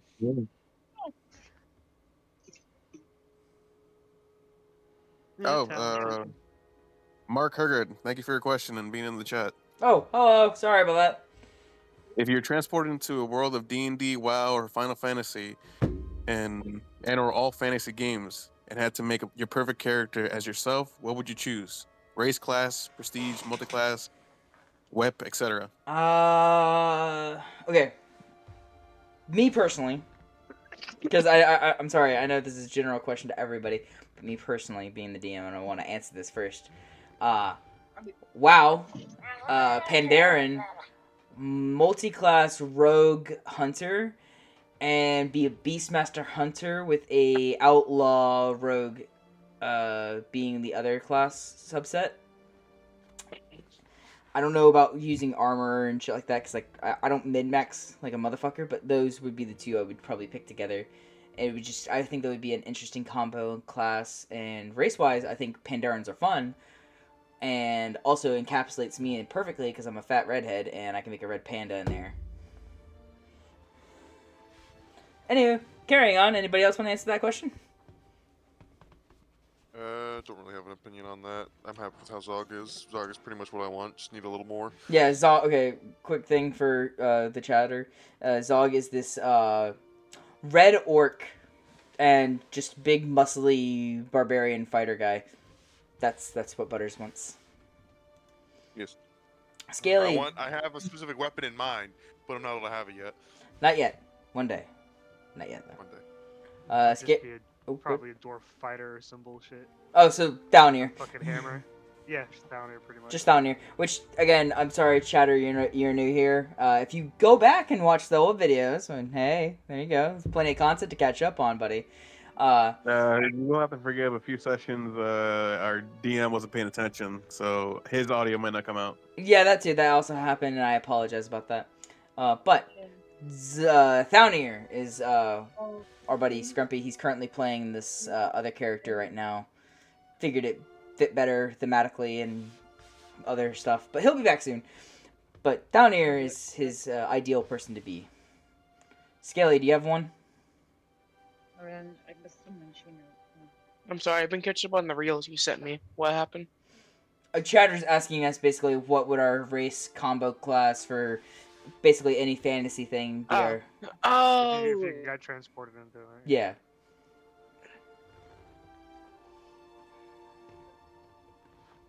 I don't fucking know. Awesome. Honestly, for the funny, either just a lizard folk fighter, I wonder why. Or, and hear me out, a Herringon monk. For the funny. That would also be just broken ship, and that's pretty cool. Tailgate? Elder Scrolls Fantasy, Nord, Stealth Archer, and the Thieves Guild. There you go. Basic bitch answer. Oh, hold on. He's not a human fighter, okay? And he's not like a Nord barbarian, so... Yeah, but Stealth Archer. Stealth Archer! It's fucking broken. What do you want from me? Twyla.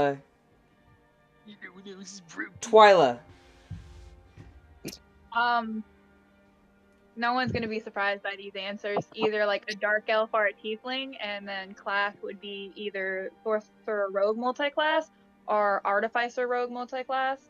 Background being a criminal or some kind of degenerate like that. Cool. Minty, you there? Yeah. What would your did you hear the question at all? Kinda. Basically, what would be your favorite what, if you were transported into like a fantasy world of like any fantasy selection that you could, what would be your race and class, and basically what would be you? Oh god, I'm not sure I'm able to properly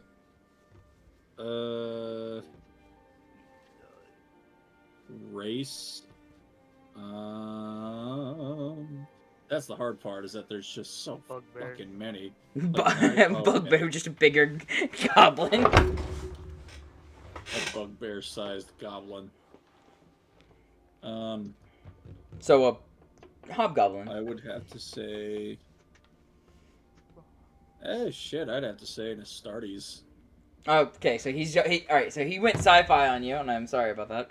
But He said all fantasy, dude. Doesn't matter. Give me Well, sci-fi fantasy. he Yeah, didn't say sci-fi sci-fi. is still fantasy. No, hold on. Well, he no. said fantasy, and so I'm thinking fantasy. If we're going sci-fi, dude, fucking Star Wars bounty hunter, of course.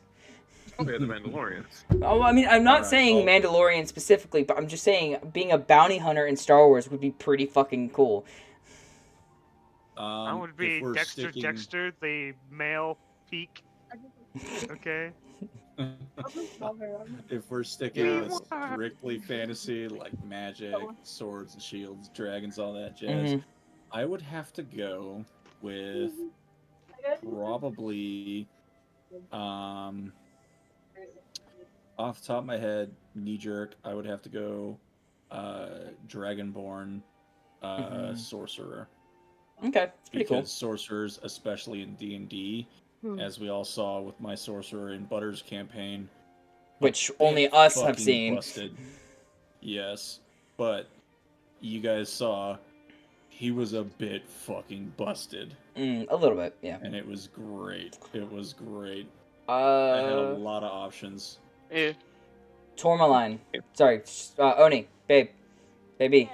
What? Yes, my beloved. Do you have an answer to this question? For race, I'm tiefling, tabaxi, or fairy, and you have one guess as to what I'm gonna be fucking doing besides you. Thanks, babe.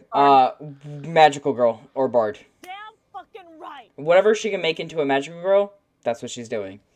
You So, are damn there's your right. answer, Give me chatter. all the Welcome to frills. the team. Hello. Give me all the frills and the glitter, or give me I just.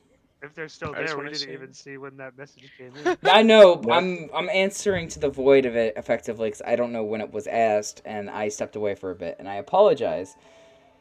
Thank you, Tailgate, for checking chat because I don't normally do that, and I'm kind of fucking stupid about checking that. Probably should do that more My often. beloved. I said I'm stupid about checking chat. Calm down.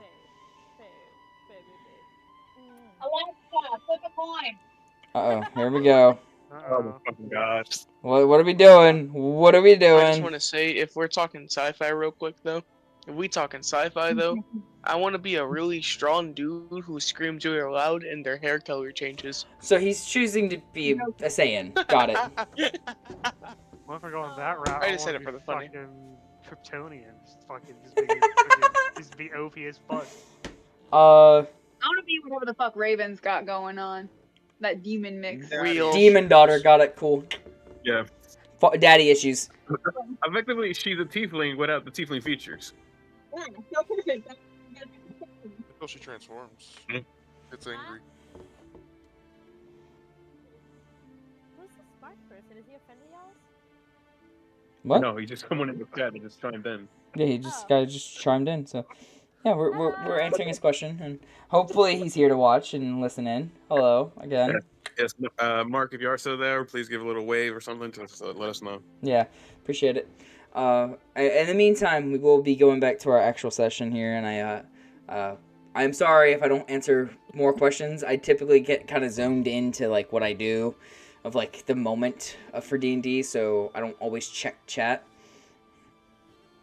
But that was a neat question to ask when we were in a little bit of a lull, so that was neat. I appreciate that, man. Thank you for the engagement. Yes, I appreciate the engagement. I appreciate all engagement.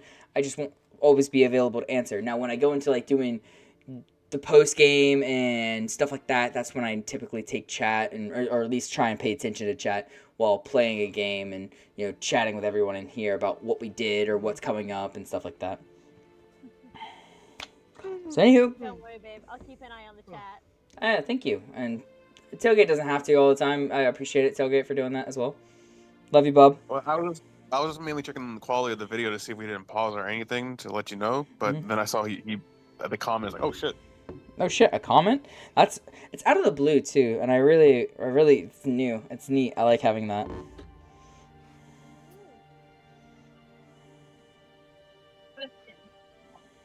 Back. Has the angsty Thank you, Butters.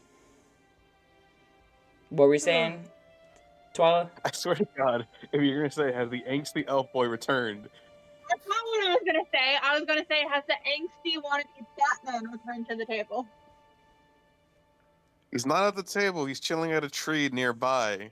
He is within eyeshot of the group. Being an edgy little bitch, but here we are. He's resting against the tree, arms crossed, his eyes closed, just thinking. Okay. Sister Grace, back to your conversation with Maya. I forgot where we were at. We were asking basically about like what the plan is and like kind of like Yeah, it was asking if they had like allies and like the elves and the dwarves and stuff. yeah, and she basically explained that from what she read in the libraries and such, that the sorry, the libraries and histories, that the Mondstadt family had good relationships with all the elves and some decent trade agreements and stuff like that with the dwarves, but the dwarves were so isolationist and like insular, so they would trade with them, but they wouldn't like get involved politically or militarily. And so it's just like they would talk during trade, and that's about it. Like they didn't invite delegations and stuff like that. They just only had trade routes and stuff set up with them. Right. Um, Oh man, they What? freak out if fucking Downer What's walked in. delegation? delegation, basically like Group of politicians. politicians, envoys, ambassadors. So kind of like a reunion, but less fun. So No. you know when you see in fucking like movies, and there's like the president or an ambassador, and they have like groups of people around them, they're like secretaries, bodyguards, other lords, and stuff like that's a delegation. Okay. It's like the people that come with whoever is like part of that party or group or something. Mm-hmm. Gotcha. So it's not like I'm pretty sure like the dwarves had received invitations to come in, like, hey, this is what we're doing, you know, you want to come check it out and like be a part of us, kind of thing. But anyways, and the north wasn't seen to. Never mind. Keen. I'm going too deep into the lore here. This is deeper than other things. So. Lord, I'm gonna roll. Lower jump, lower jump, lower jump. If I lore dump, you're gonna get spoilers on everything. So let's not do that. Now we I want to Exactly. have Sister Grace roll a history check real quick. Okay. I think I remember Vin telling me that there was a dwarf that traveled with the group. Yes, Thalnir. Yes. Where was he from? He said he was from the Amethyst Vale. Again, I'm not really familiar with the region, but when we have seen hints of it in the distance since we've been here in the north.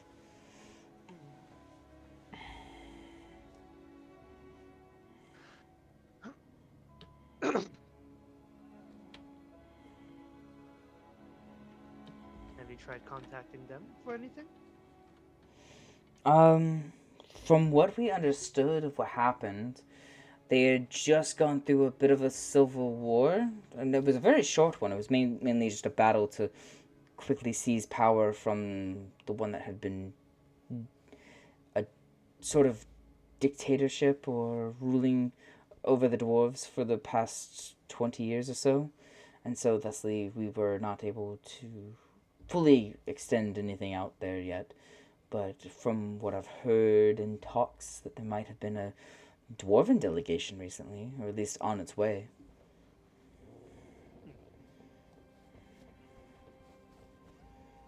20 years. It's not too long by dwarven standards. No, not by dwarven standards. But for the north, it was devastating because for almost 20 years there was no trade. No, true. But with their materials and maybe even an actual political alliance, it might bring a new-found relationship. And money. I'm not much for statecraft, but I do like to pay attention to these things. Now, this dwarf that they are friends with from the Amethyst Vale, what is he like? Like, what is his temperament and bearing like? Drunken lout, as Marcus has put it once or twice. But a good man. Decent fighter. I'm joking with Marcus's you.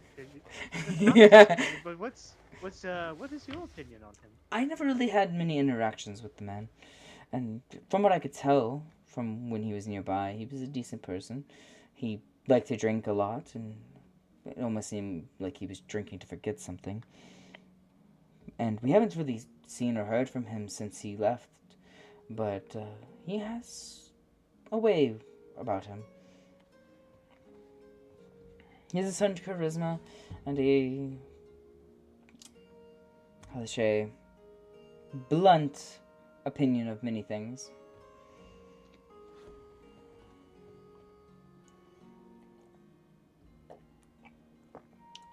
Sounds like a dwarf I've ever heard one.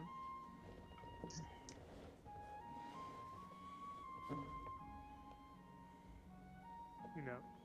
Mm-hmm. She's just gonna make like a small swallow. She's obviously joking, but Yeah, and she probably was joking about Marcus calling him a drunken lout, maybe.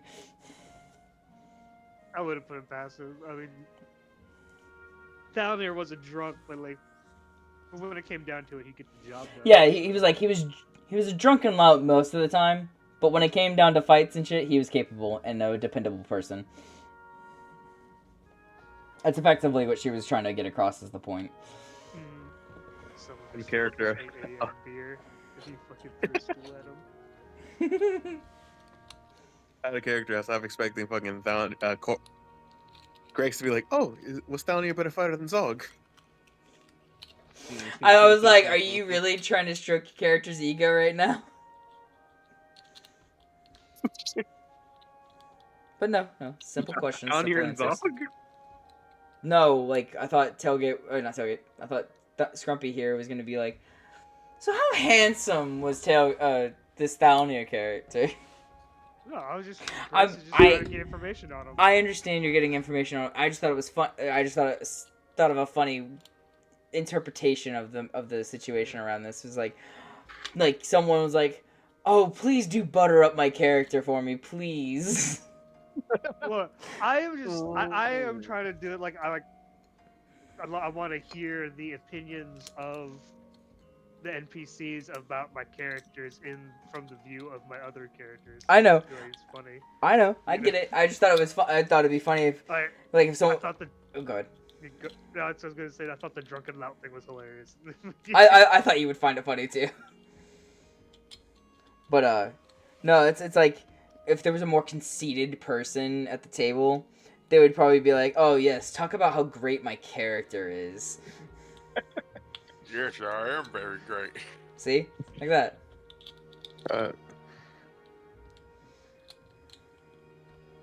Babe, were you wanting to do anything at all? Since you fucking asked Alessa, flip a coin.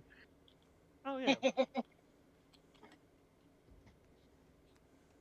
Yeah, you know. I got him, man. Justice is gonna go out. He's gonna stand up and put his hand on Maya's shoulder and give her a smile, and then he's gonna walk over to Korag.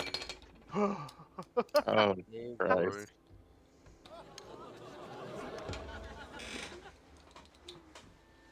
This can only end well. You know, Korg would hear the footsteps approaching, but he's got his eyes closed, so he's not paying attention. Justice is going to lean against the tree next to him, looking out over at the party at the table. Give it a few minutes to see if Angsty Boy is going to respond. Is there something you need, Gobshite?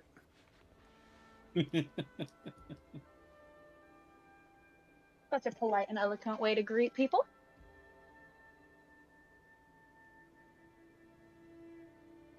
Do you say that to everyone?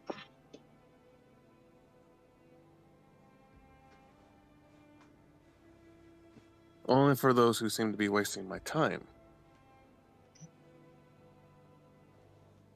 What, pray tell, makes you think I'm here to waste your time? Any other tree you could have chose to lean on, any other person you could have chose to stand by. No, I can feel you staring daggers at me. Suppose I'm just trying to see what's so special about you that has people like Maya and Zin growing into you. You're such a lovely personality. I don't see it so far.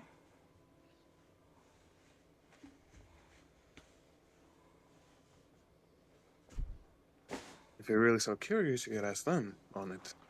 After all, it seems you and I will never have the chance to get along. Kind of bold to immediately assume that. Dangerous to make enemies right off the bat, especially with people you don't quite yet know.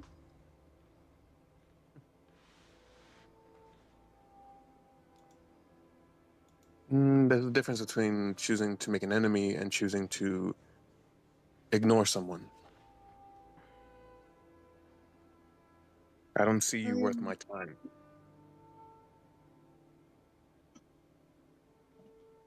How shitty do I want justice to be?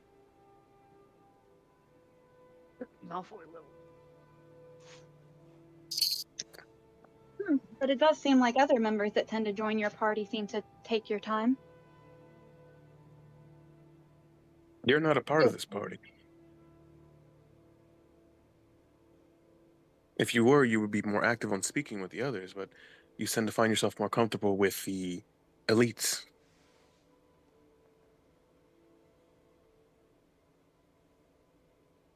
I'm here to do a job. And I find it only really lies you to give my time to those who deserve it. So far, the only ones I see worthy of my time seem to be Sister Grace and young Vin. That Zog fellow seems nice, but a little brutish. You, on the other hand,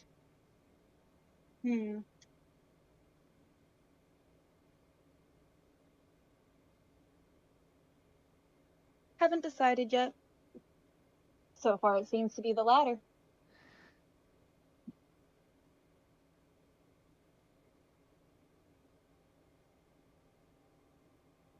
And you choose to immediately make assumption and judgment on me. So you're being a hypocrite just as much.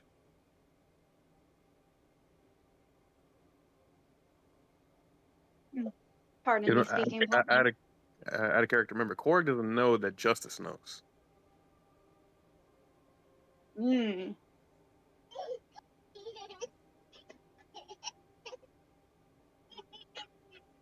You're okay.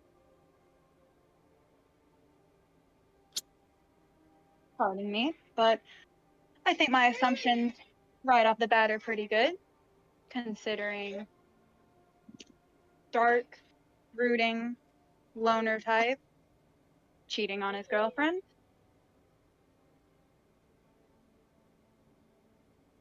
All negative marks in my book.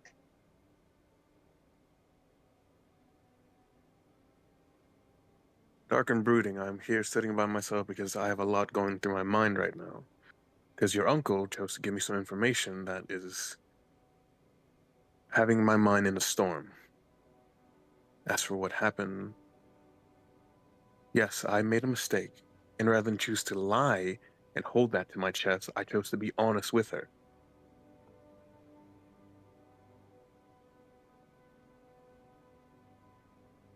I could choose to be the jealous oaf and try to fight you for her. But I know that's not something she would want. I've known Maya for a year right now, for almost a year, or nearly past a year. I made my desire for her straight from the get-go, that I found her beautiful, and nearly had her older brother at my throat. If not for William's intervention, he probably would have cut me down.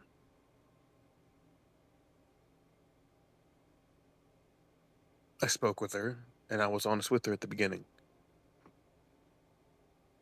What I did, I do regret, but I can't change the past.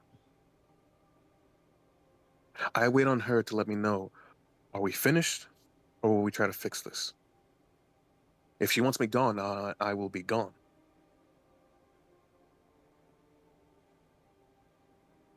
Well, I appreciate the honesty of you telling her at least. Not many men would. Answer me these questions, though. Would you die for her? Without a second thought, because that is what I owe her.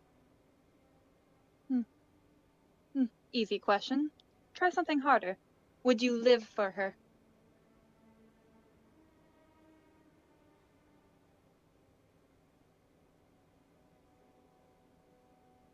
As long as she needs me near, I will stay by her side till the end of my days, but I will continue to do with the task at hand of taking care of my team.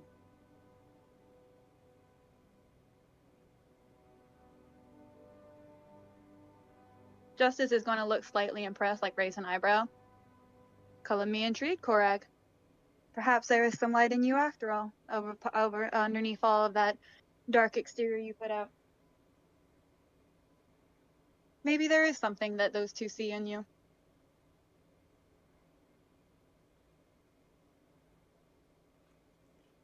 There's a hero inside there somewhere. I can see that you regret what you did. Again, not many men stay would. out of that. Yeah, God told you to stay out of that. Don't continue for it. No, fucking Willow almost stuck her nose in my drink. No, no, I know. I figured it was one of the cats. I thought it was me. I was like, that shit. God. No, fucking Willow's like, ooh, is this alcohol? I'm like, no, young lady, no, do not touch that. Fucking Justice is here. Hey, fuck off. Leave him alone. What are you... Cat, what the fuck are you doing? Oh, you're playing with one of the fucking bottle caps, okay.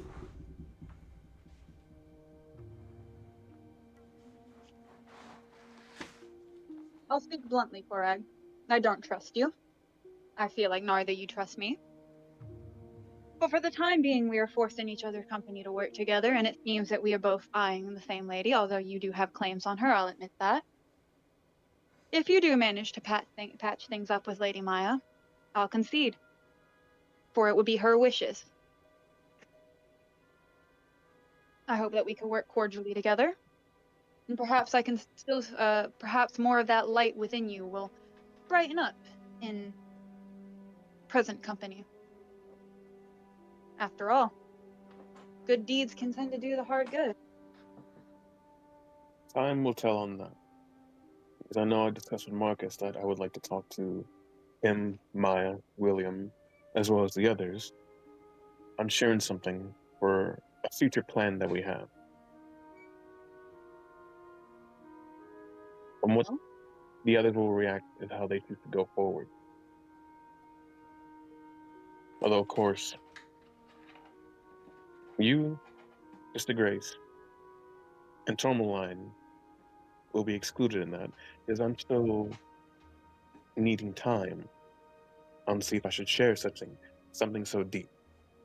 Tourmaline and Grace, while I do like them and I do trust them to a degree, they are still new. You, obviously, as you choose to tell me that you're trying to make moves on a person that I care for greatly, well, that just lowered you far more on my shit list.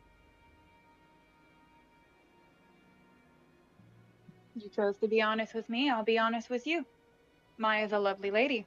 It'd be a fool not to have eyes touch upon her. You're lucky that you have caught her eye. I just pray tell you don't make the mistake of letting your eyes wander again.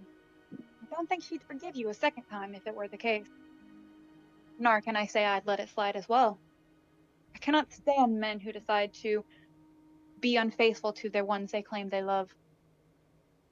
I'd like to see you try, little toy soldier. There's more than me that meets the eye, Korag. I'm more than just a soldier. As for my uncle, he's a bit eccentric, but he's a good man and has never steered anyone wrong. If what he has said has put your mind in turmoil, perhaps find someone you can confide in, work it out. Helps unravel the webs, I find, to getting a second opinion.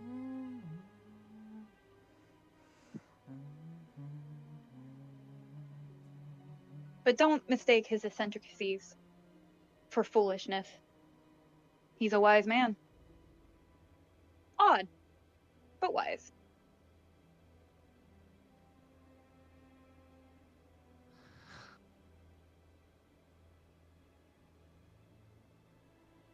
You have a good team, Korag. Don't lose sight of that.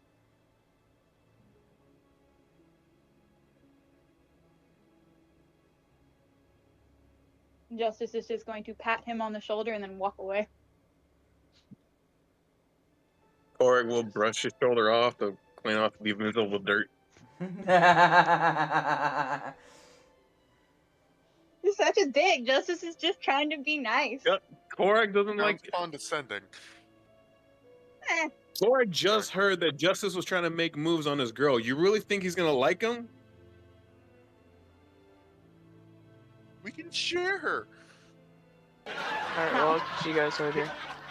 Pit Later, and Take care, Bob sir. coming out of nowhere. I Wow, what a worked too tool. much. Oh, Yeah, fuck. big Legion, dude. It's all- oh, What are they saying that to Korek or to fucking Justice? To Korag about justice. That would be the Man, only what's a time tool? Korek like them. the tea is piping hot. I love this. Okay. Look at the rivalry. Listen, Justice is gonna be honest. He's gonna let Korag know. It's like, hey, you know, you fucked up. You know, she's on the fence. I like her. Like, if she breaks up with you, just know. But I'm what gonna... do you know about her? Korek put the effort in. All I hear is like, oh, they just talking. I don't see you saying like, what are they talking about? Hey, Derek, can we do this and that?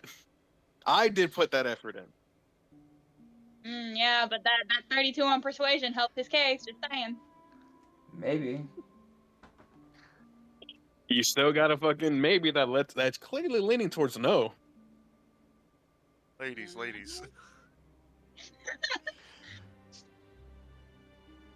Maya just comes out. Actually, me. I don't want any of you.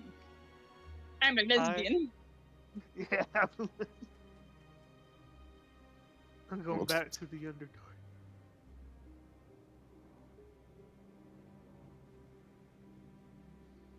Okay. Technically, she's not your girl right now anyway. Y'all are on They pause. did That not. means They did not officially break up. no, but they're on a pause, which means they're not officially together either at the moment. They're on a break.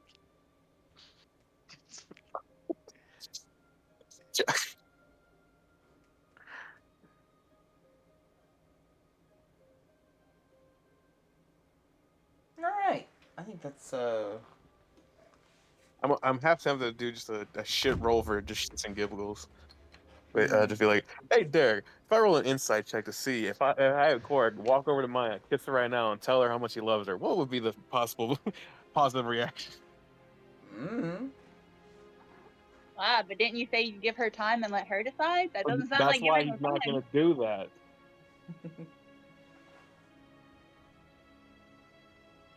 Honestly, I don't know. Depends on how she receives it. Mm-hmm. Because, like, it could be either, dude, what the fuck, I still need my space, to, God, I've been waiting for this. You'd have to roll like a charisma? fucking charisma, like a fucking high persuasion or Remember some that bullshit. 35 that, what's the fuck Justice got? You gotta fucking... Me and Justice have the exact same modifier for persuasion. I know, that's Better the give funny me part. more 20 So if you fucking roll, like, a nat 20, there you go. You feeling lucky, Korag?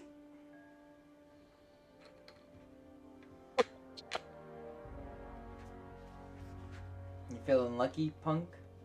We'll I do gotta ya. do that in front of fucking the entire fucking party. I feel like our brother will fucking strike me down.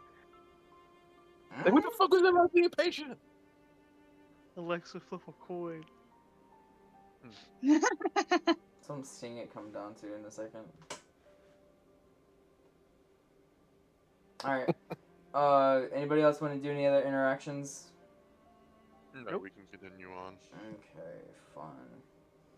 We'll move forward into the night, and we'll say that you guys, everyone is heading down there, but like we'll say that those that are gonna be a part of the ritual are asked to sit in specific places in the center of town, and it's like dusk, so the sun is just about to set.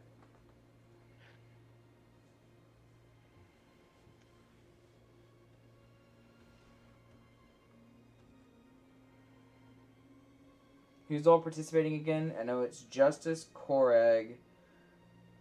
Is Tormine participating? Yeah, Tourmalin's participating. Okay. Zog, and it would have been Scaly, but obviously he's not. He's tapping out since he's no longer playing. Yeah, Zog, are you participating? Yes. Okay. Gibbles. Yeah, Oh, yeah, I'm him. participating. I'm making sure. Alright.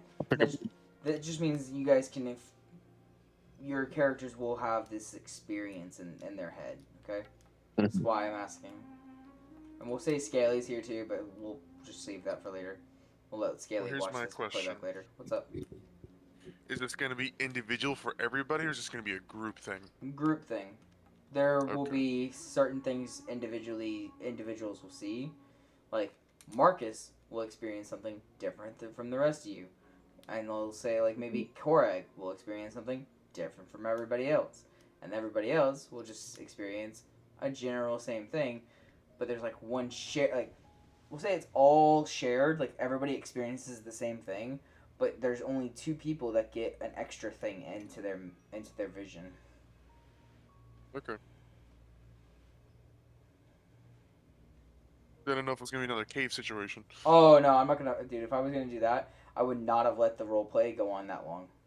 That's also why I was asking, because I didn't know if this was going to be like that. No. I'm so sorry, but I will return shortly. There is a business I need to attend to that nobody else can fill in for me. Babe. Okay. I was just gonna tell her, hey, when you come back, just don't like jump in and start, Announce yourself. yeah, like don't you just be like, I'm back and that's it. But hey. Okay. Can you guys hear me right now? Yes, we Yes. can. Yes. Clearly, consistently. Yes. All right, cool. If I you mean, wanna- Like, I'm only. What's up? I was just going to say, just don't lean too far back. And, don't be moving around too much, because that might start fucking you up. I was gonna say, like, if you want to just I take am the risk factor leaned out, leave, and then come back. I'm leaned all the way the fuck back, like diagonal from the mic right now. Okay. I got Willow laying on my chest, and that's why I'm asking, so I don't have to move her. Hmm. Good kitty. I don't think you've cut out once this whole session. So. That's good. That's good. That's what I like to hear. Hello, kitty. Hello, precious girl. Anyhow, Tony's going to be jealous. I know. She always says, Willow, enjoy that spot while it lasts.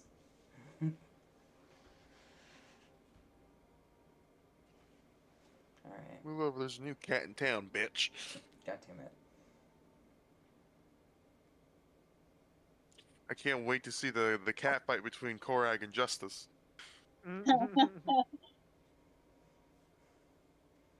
Zog's gonna run around like Cartman from that one episode. Cripple fight! Cripple fight! Wink fight. Twink fight. That's great.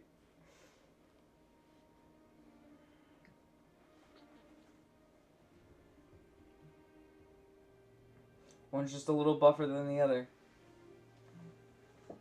Which one's the buffer one? What's your strength at? I think 21. Jesus. 21. Okay. Like, hold on. Okay, one's buffer, so like Justice is like structurally fucking Wait, babe, muscular. your strength or your AC? No, my well, both actually, strength and AC. They're What's your okay. stat? But like, wait, hold My on. test is 19. Justice. Oh, How tall is Justice? let me go look at my notes. How do I look at my notes? Background? That's what I need. 6'4". How tall is Cora? He's taller. Okay, so see, this is what I mean. Like, Justice is like, sure, he's tall, but he's more muscular, like stronger, like his more cut, I guess you could say. Whereas Korag, more built for speed and nimbleness, and it's just a bit bigger and broader than he is all. So his muscles aren't fully defined like yours.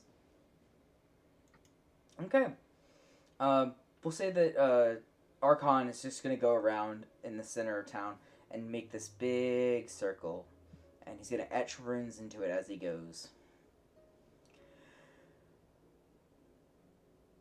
In the center, he's going to build a small fire and place a teapot over the top with like a little structure. He's then going to serve into this big vessel, and then is going to be passed from each one of you around.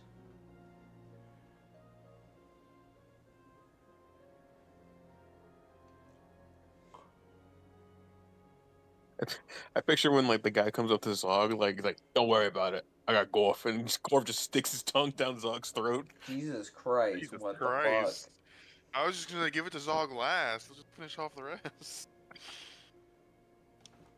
You just gotta chew on all the fucking herbs and shit too. Probably for the best. I just want to make sure it really gets in there. I absorb all the flavor and the saltiness. Gotta marinate. Mm-hmm. Yep.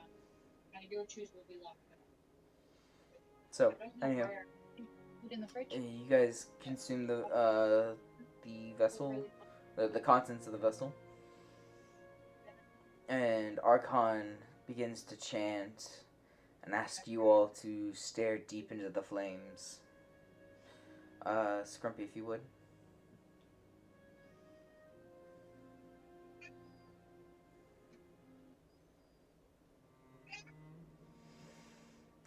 You all see this vision. It is long ago, the forest is still green and still alive. It is full of people and alive and bustling with life. More people than you could ever see in this town nowadays. There's a camp, at least 4 or 5 large tents and people moving about outside the town. And you zoom through the people, their faces, cheering, laughing, drinking and eating. So full of life, so full of joy. And then you appear at the manor. A large, stately house, deep within the wood. And you see that the table has been set. Plenty of people whining, dining, and in a very jovial mood. You see an older man, hair gray and long. To his right, you see a man with darkened hair. Small amount of facial hair around his face. And you see that he is laughing and joking with the old man.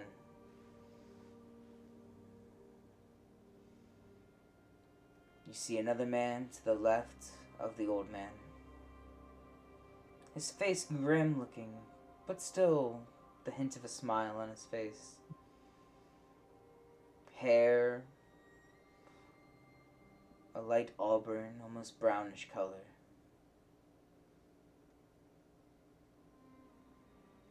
You see him stand to give a toast. And in the middle of his toast, you see him throw wine into the younger man's face and draw a dagger. And you watch as the old man's throat is slit to the neck bone, stabbed to the chest and ripped downwards. The old man bleeding on the floor. And as the younger man, catching himself off guard, being caught off guard with the wine to the face, you see his hair being snatched back and up over his chair, and a dagger plunged deep into his throat, twisted and breaking his neck over the top of the chair.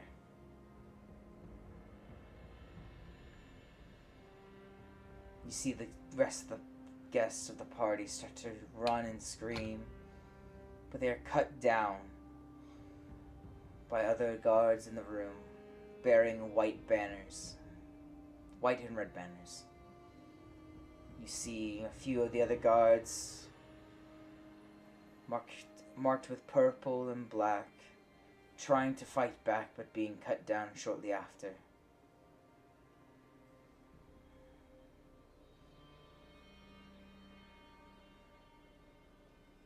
You move out to the town again, and you see it as a complete slaughter. There's plenty of people being cut down by these shadowy figures, taller and more terrible than any man you've ever seen before. Their eyes of red glow, breathing a sulphurous breath, ripping people down, cutting them in two, being set alight on the spot.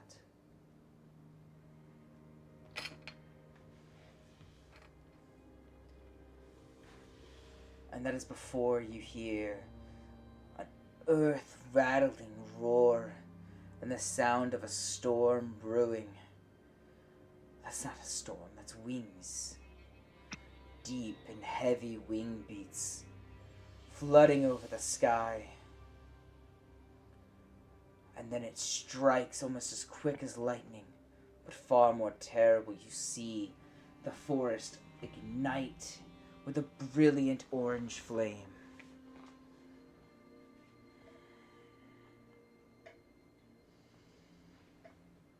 You see the manor, the first to be hit, torn asunder by the flame and almost melted away on the spot. Half of it collapsed.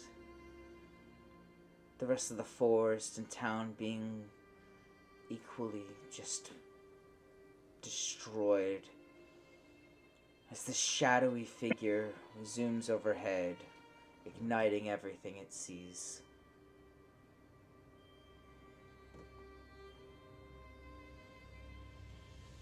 And as some of you, your views retreat further away, in the distance you catch the last glimpse of the young man who had been murdered at the table. His stomach split open, being hoisted around with stag antlers drilled into his head, before being thrown into a giant pyre.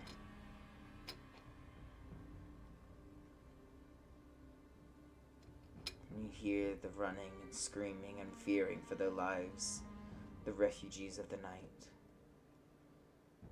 Korag, you yourself, in your vision, separate shortly after this. You go back a little bit before the firestorm began. Your vision is slightly different. Instead of being completely terrified, you seem to feel the emotions of anger and worry. The feelings of betrayal and the need for justice. Shut Funny. Shut up. So, you feel yourself running through the woods, trying to gather as many of the town folks as possible away from the town, telling them to run and hide into the wood, to run further and deeper, or to scatter entirely to the wind. As you're running along, trying to escort as many of these people to safety, you hear the screams behind you. Several people are being cornered by 3 of these large, shadowy creatures. Their swords raised high. Within an instant, you see all 3 pinned to the tree, unmoving, and their eyes go dark. Retrieving the last of those survivors, you feel a sharp pain pierce through your back.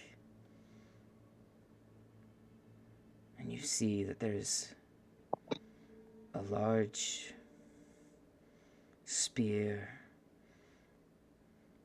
jutting through your chest. The vision shows you this archer takes his bow and fires one last volley, cutting down the last of the pursuers before you could escape. The vision shows this individual not crawling, but moving at a slower pace, breath becoming a little more labored. And you feel the wheezing, the confusion. And you feel the last thing this man felt. The thought of home, the thought of his son, the thought of his wife. And he dies there leaned up against the stump near the lake. Bow still in hand, quiver empty, forever at rest.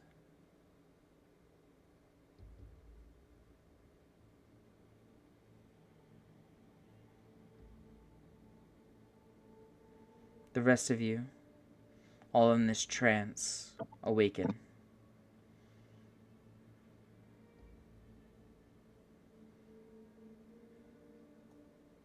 I'm going to take this little moment of silence and just say, holy shit, babe, you killed that. Slay.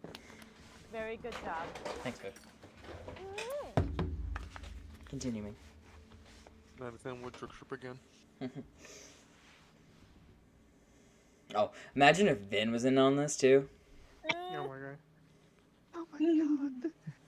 The fire, the people, the death. And all of you... Mr. Korag, it's so terrible. Sorry, No, Derek. you're fine. All of those that were in the trance now awaken deep into the night. And you all awake and look around you. Your friends and those you are aligned with are around you. But you see more figures, ghostly figures, surrounding you all.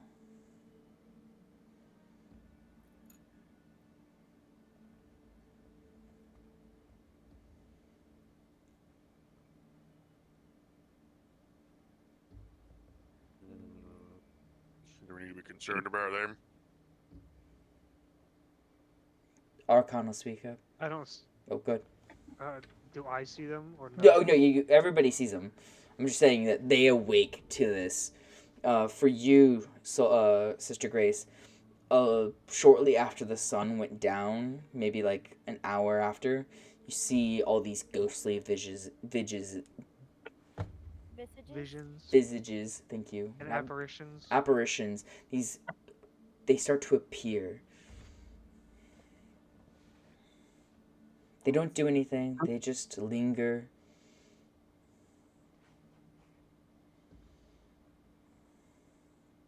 Tormline's slowly gonna turn her head at Korag and Zog.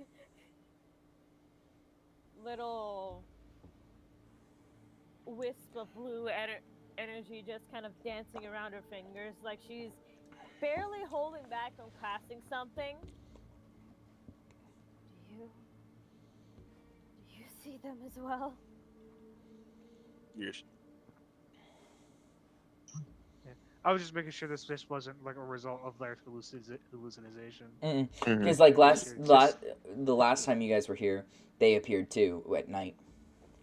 Yeah, that's what I was just about to have Zog. Like Corey was about to look at Zog. Does this place look familiar to you from a while back? When we had Ryder and the others. Talon. 3. No. Not really, no. Gibbles is gonna reach for his bag of tricks and a grenade. Gibbles. Archon will speak up. No. I mean no harm. They're just the restless dead. Their spirit's still clinging to the world. They're about to be double dead in a minute. There's no need for that.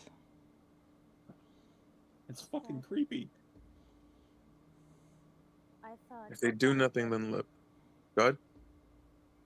I thought the dead get burned. How are they still? She like is pointing and just just gesturing. How are they still doing that? How many ghosts are there? Hundreds, maybe thousands. Mm. I'm gonna cling to Zog real quick. Tormalant's not having fun. Hey, it's okay. They're not doing anything, so therefore we don't need to do anything. Going to give gentle pats. Grace is just gonna be kind of walking to like the nearest ones and just looking at them. She looks very troubled. She does not like seeing the restless souls because they look like they're like in pain and stuff, right? Mm-hmm. Yeah. They're forced to relive that moment of death and betrayal every night. For 20 years so far.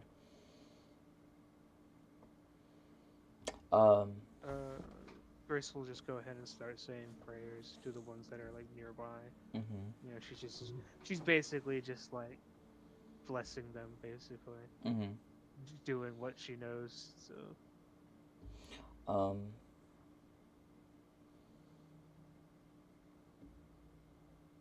You see Marcus kind of still in this fugue state. Like just lost. His eyes have rolled back into his head. He's just leaning back where he was sitting.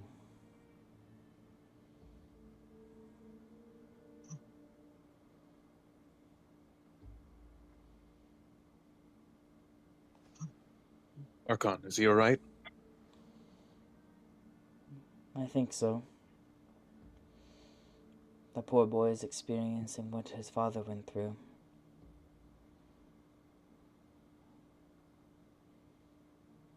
Like Korg is like holding like his chest a bit, like where the spear was, like kind of still feeling that phantom pain a little bit. Mm-hmm. Alright. As long as he's gonna look into the group, as long as the spirits don't bother you, leave them be. For now, there's something I gotta find. He's gonna start taking off. Mm-hmm. Do you need help? Korg was just fully just running, just to go find where the fallen warrior was. Mm-hmm. Okay, have fun.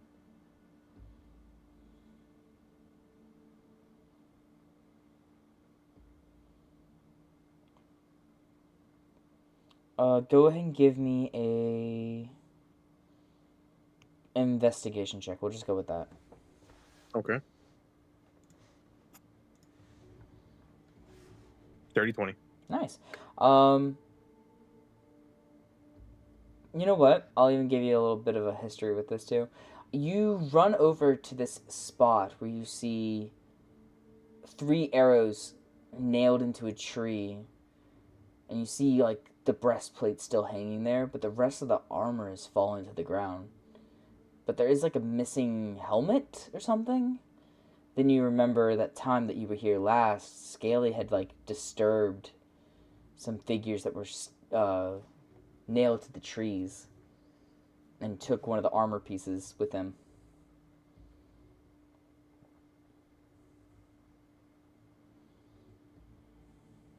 Gonna walk over and approach the armor, like kind of clean off any dust or grime that's still on it to see if there's any like sigil, like like imprinted onto it. I'll say you do find a marking. Roll me a history check. Natural 20 for a 22. Okay. Thank God. Because I always suck at history checks. You remember the sigil, the sigil being seen once before, and that was long ago. It was on some documentation that you found at Zero's hideout in Bastoli. Something to do with the Blackstone Keep.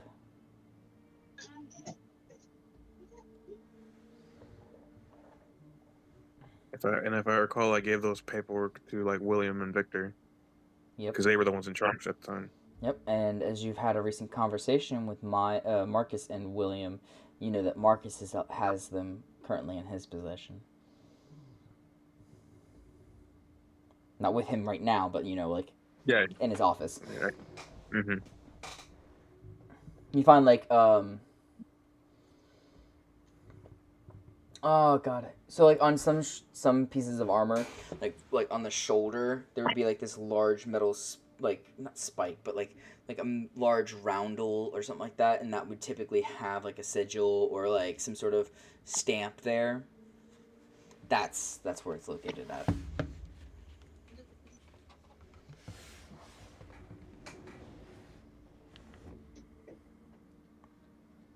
Okay. If you wish, go ahead and roll me another investigation check to try and locate further in. Baby, come on, baby. 4. The fuck is it? Where the fuck is it? Takes you a little bit, and you're looking around. You don't see anything. Roll me a perception check. 10. 10.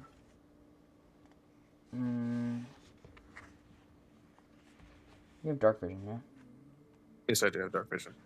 So I have 90 feet. okay, cool. I'll say in the distance, just on the cusp of cutting off, you see someone walking through the woods. One walking. Okay, and start running over there. Just dagger in one hand with hidden, just in case. Mm-hmm.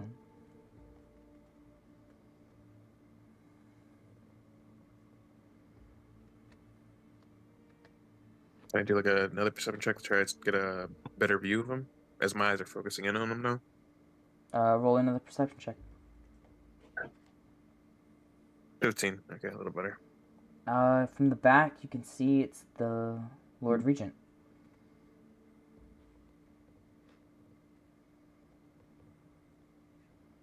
And he's by himself.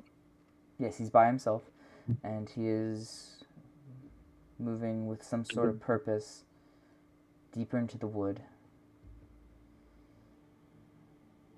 Putting his dagger away, it'll start running faster to him. Mm-hmm. And I'll say by the time you start to catch up towards him, you see he's standing there at the edge of the lake near a willow tree. And before him is a ghost, and he seems to be having some sort of interaction with the said ghost.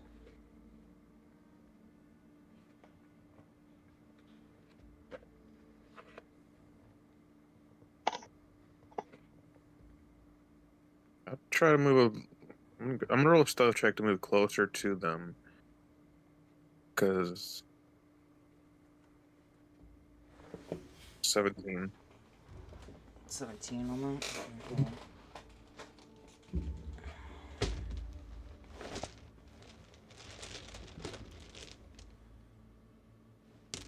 Because I wouldn't want them to stop the conversation just because I'm there.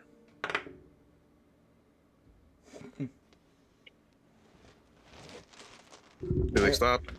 As you start to stealthily try and approach, you hear the Lord Regent go, "Come out, boy.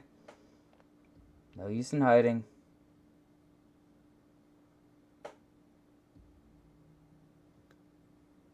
Now walk over.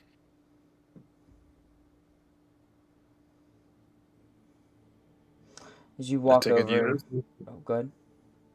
I take it you knew this person? I knew this person very well. The ghost still has its back to you, and you see it's a hooded figure.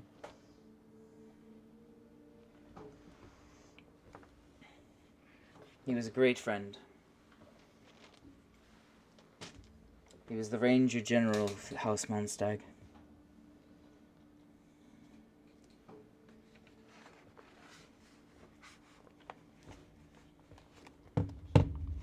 He's we all called him Reynard.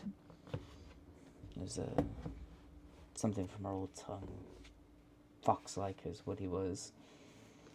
Clever man.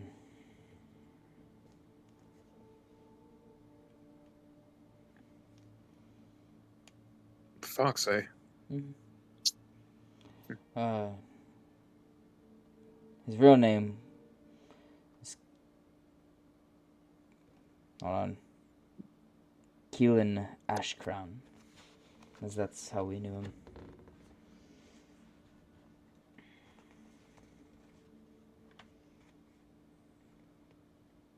Actually, I'm just do like a history check to see if I've ever heard of him. Like maybe if he's like a really great warrior. Okay. Nope, never heard shit. Nope. Of course you haven't heard him. Right, this is my history. Oh shit, man. Well, again, you grew up in the South, okay? And you grew up in an orphanage, okay? So, like, fuck. I would have heard about it when I was being a thief and shit. Okay. He's your father, Coreg. Oh, Search fuck it with your heart, you know it to be true. We were actually cousins. Very distant related, but still. We kept close. On the night of the attack, his arrow saved my life a few times. And he pulls down his blouse a bit and shows that scar a bit more. Almost seems similar to the one that you saw from your vision, but just slightly different. You see where a heated spear was thrown through his shoulder, and it caused this caustic bubbling of his flesh. The scar's healed now, and the muscle, he can still use his arm, but it's still a stinging remembrance of that time. I don't think we've ever been properly introduced. I'm Tristain Cadwaller?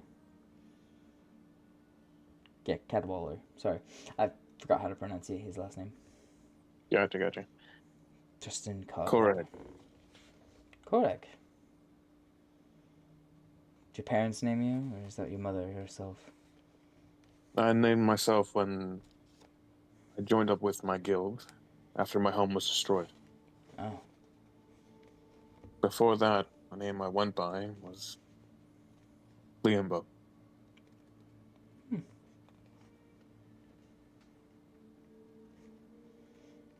Your eyes look familiar.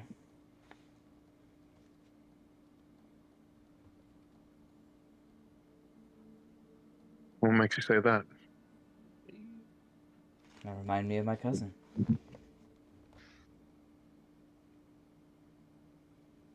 Oreg's fist is tightening a little bit. I don't know what my connection is to this fox, but when we were taking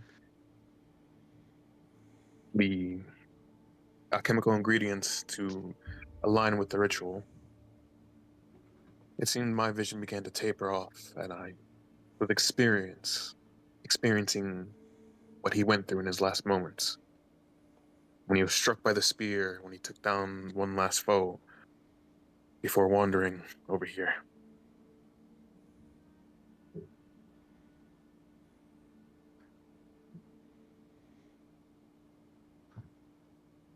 He looks over to the ghost. Go on. The ghost turns and faces you and pulls down its hood. You see a very familiar visage, almost as if you were looking into a mirror, but you as older and fully elvish.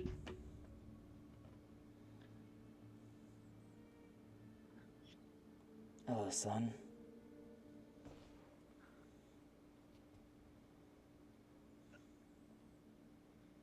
I was joking. I wasn't. I'm gonna have Korg do a wisdom save. Can you just Yeah, I got you. give me like a simple DC? I'll tell you if you pass or fail. We'll see. Okay. The way my jaw 13. fucking dropped. You barely save. Yeah, Korg is like taking like a step back, like he's breathing, hitching up a bit. Like before like brushing his hand up his cheek as he feels like a tear rolling down. Like, before closing his eyes and shaking his head. No, no, no. There's no way that's what this could be.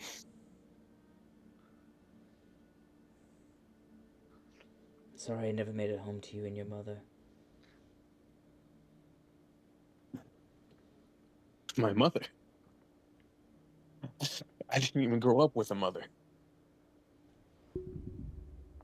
I know. At least I've heard.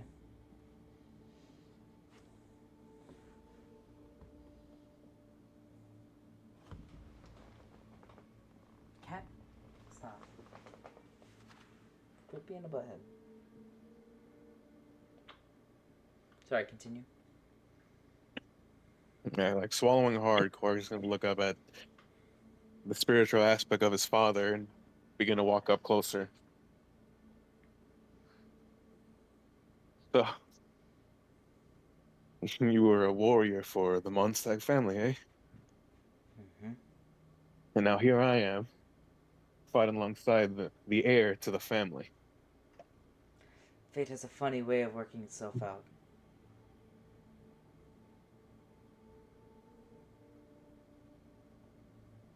That's, of course, if I'm choosing to believe in that. 24 years I was alone. And I'll admit, when I was younger, I had that desire to know where my lineage was. But after seeing my home destroyed, that desire went away.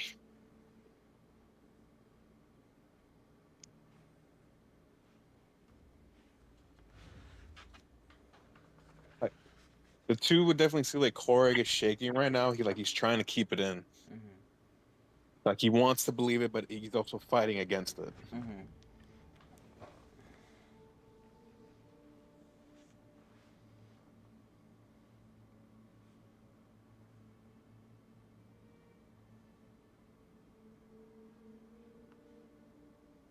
May I choose to believe you?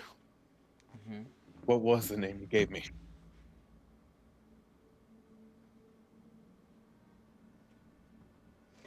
What was the one you said you were called by before?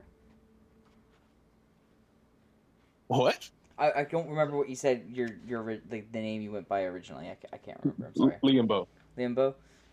Yeah, that's what I told to the guy who's apparently my uncle. Yeah. Lloyd, I named you. Lloyd. I was L. there. Lloyd. LL Lloyd. No. But I ruined your life. I wasn't even there. That's a good one. To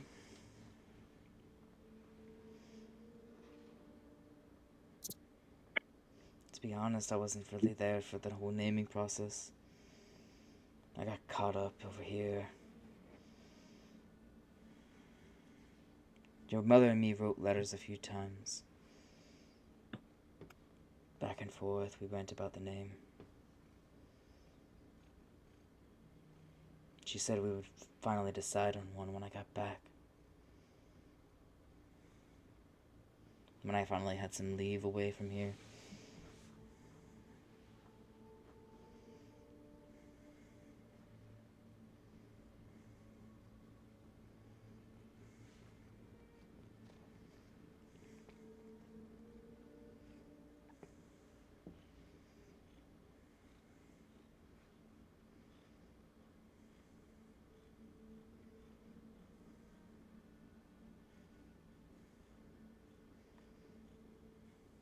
Well,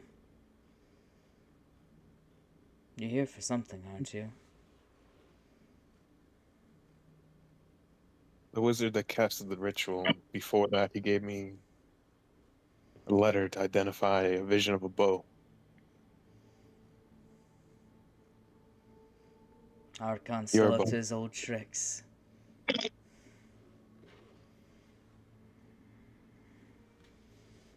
You knew him. That explains his reaction when first seeing me. Mm-hmm. Well, with him being on the council of the Mondstadt family, of course I knew him. We worked closely together on a lot of projects.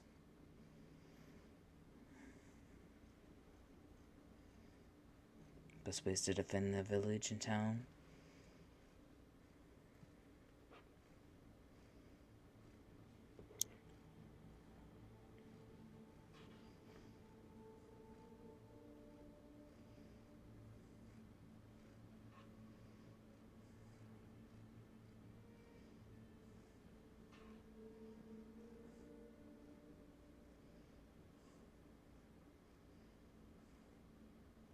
Lowering his head, he's just trying to process everything, but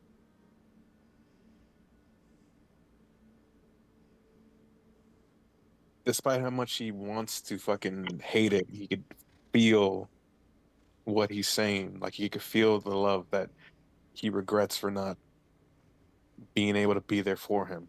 Mm-hmm.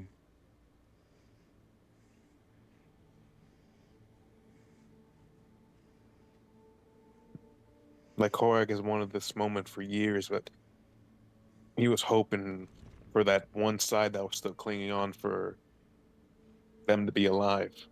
Mm-hmm. Wiping away the last of his tears, he's gonna look up at his father and his uncle.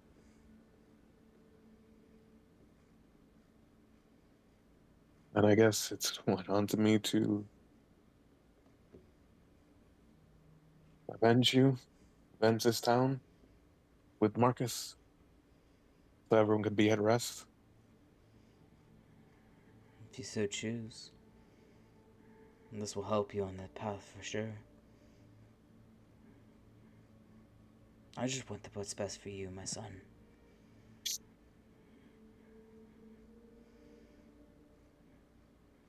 And of taking this thing, this bow, this weapon of responsibility, and smiting down the creature that brought us low, that would make me very proud. But if you choose to leave and never come back, start a very simple life with a woman you love, that would make me even more prouder. It's okay, baby. It's okay.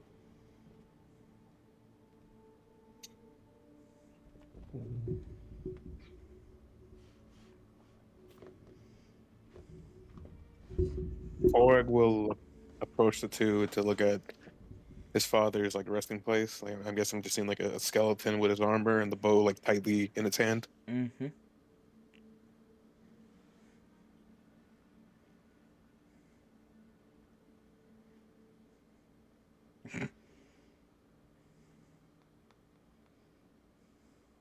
Korag will look over to the Lord Regent.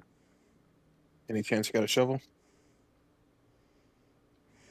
He deserves a proper burial at the very least. Produces one from behind his back. Yep.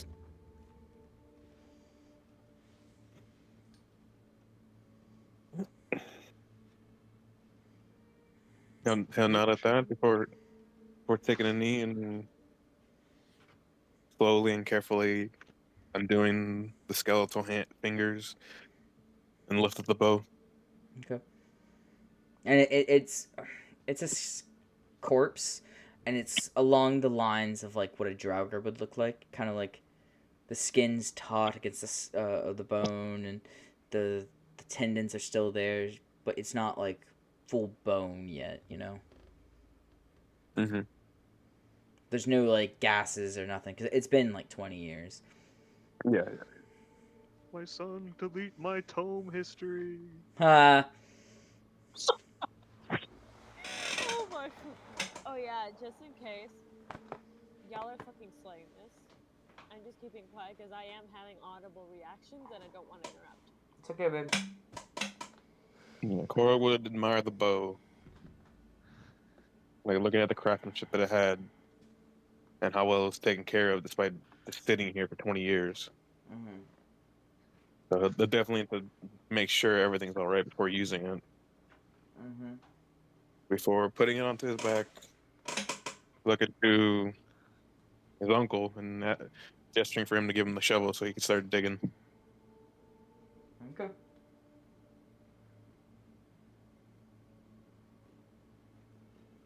Yeah, I'll be there for like the next fucking 30 minutes to an hour, like digging a hole.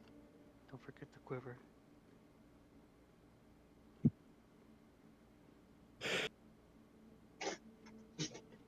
Yeah, I'm sending the grave of everything from my dad.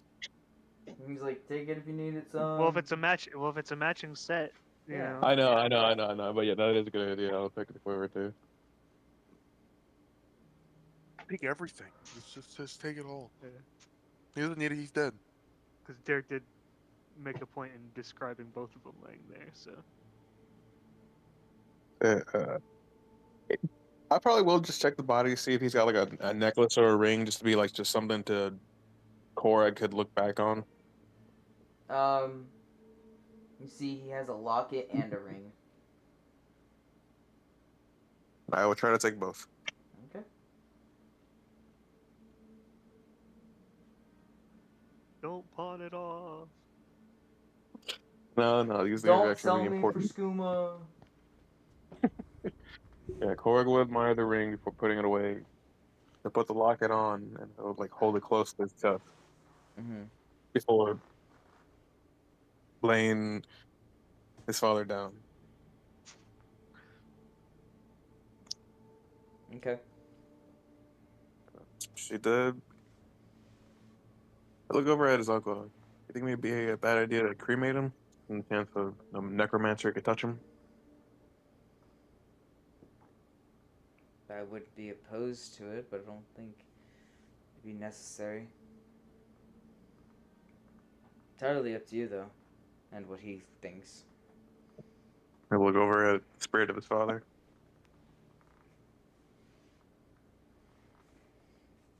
This is the thing that's the binding you, right? Physical.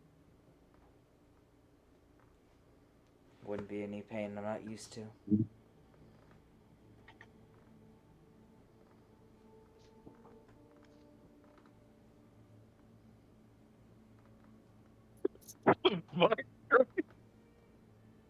What? Sorry. Vibe catch for everyone who's curious. Ow, fuck, I burnt my tongue on my hot chocolate. Good job, dummy. Fuck off. God damn. Yeah, Korag would just simply just get up and start burying the body because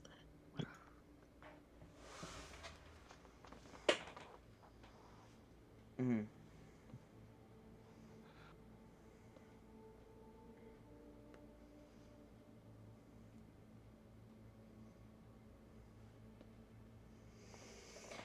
You set the corpse alight,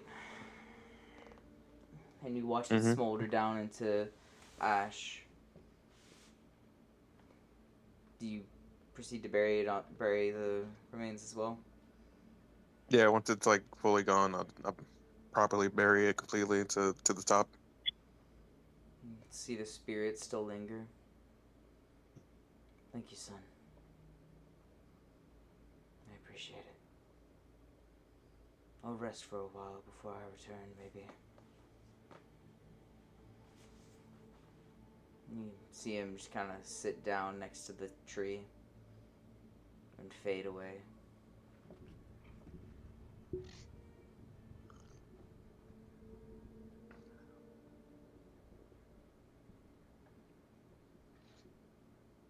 I'll say you two, after a short time of sitting there next to this lake, near the remains of your father, take a small walk back to the center of town. And to everyone else, while those two were gone, you see that Marcus goes into a full seizure fit.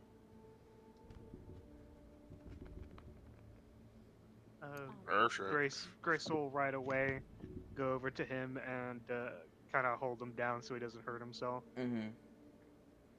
And she'll go ahead and I guess at first she'll do a medicine check, and then a subsequent Arcana check just to cover all bases. Okay. She's going in nurse mode right now. I get you.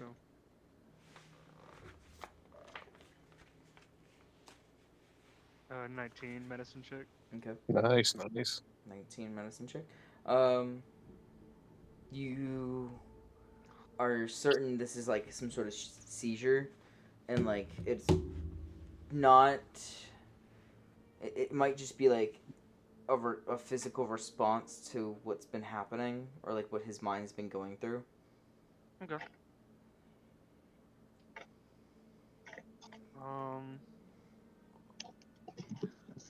I'll just like I said, I'll just roll a Arcana real quick just to make sure there's just nothing Yeah.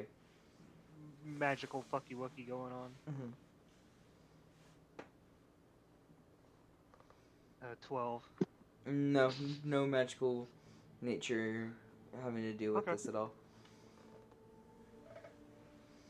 After like maybe a minute, you see him stop seizing, and he just kind of lays there, his breath very rapid, his muscles kind of twitching. He's still alive, but he's just breathing real heavily, and you can tell that he's burning with a fever and sweating a lot.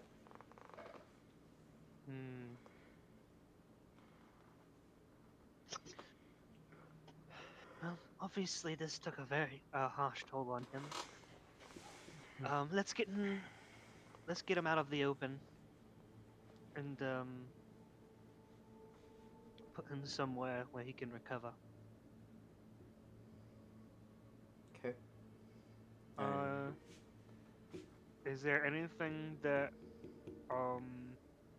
Grace know any spell that she would know that would probably help out with this, just to kind of ease it all, to kind of help him out? Trying to think. Inflict wounds. No, I'm kidding. No, like, I guess a restoration spell of some sort would probably, like, help bring down the fever to some degree. Okay. I'll do...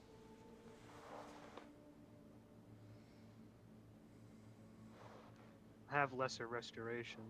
Yeah. That work? Yeah, that'll work. I'll cast it at 2nd level. Alright. Uh... His... Okay. Oh, I was just making sure it didn't have, like, any, like, dice I needed to roll for it. No, it's just a kind of cast thing. We'll just say that, as you cast the spell and you lay your hands on him, his breathing goes from a hyper, like, super fast rise and fall of his chest to it steadies a bit. It's still pretty it's, like, still kind of fast, but it's not as hyper as it was before. Right. And you can feel that his temperature has gone down slightly, but not too much.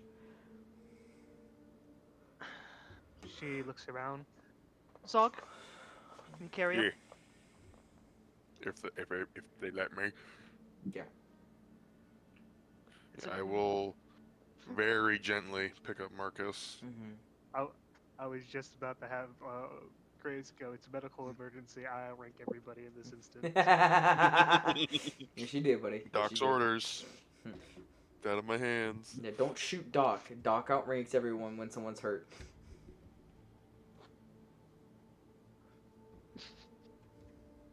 And Grace is the 6-foot-tall, 60-year-old lady. Mm-hmm. She can be stern when she needs to be. Ew. She will follow Zog to Marcus's tent, and then we'll lay him down in his bed and make sure he's tended to. Mm-hmm. His little cot. I'll let his You see since Maya. me and Vin are the... Oh, go ahead. I was gonna say, Maya and William are shortly after you, and Maya already getting some cold water and like giving him compresses of it with rags against his head and his body.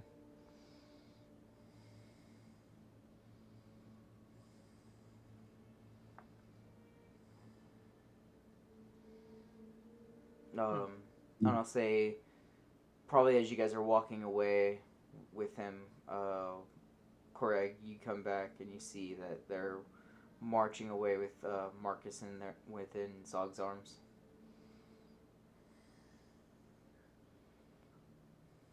I look over to the Lord Regent and be like, we should probably hurry. And Squarg will start like running since he figured like Marcus would have woken up by now. Mm-hmm. And I think this will be a good place to end it for now. All right, guys. I think that was a good session. We got through the points that I wanted to hit. And yeah. I guess. Korg has ghosted. Right. Somebody's Well. ghosted. Wait. Okay. Butters. When's the When do I return to this? Is it next year? Or is it like? It's in May. No. It's few months, homie. Okay. Cool. So just for reference, probably not gonna record it, but I'm gonna be DMing again. Shade Lily. But when we get back, when May comes around, that's when Derek will be DMing again. Yes. Otherwise known as Circean. Hello. Hi. Me. My pretty Yes, boy. this one. My husband. God adjacent. God. Yep. God Jason. Little G. Gotcha. All right. Ginger That's how bastard. we gave me that nickname.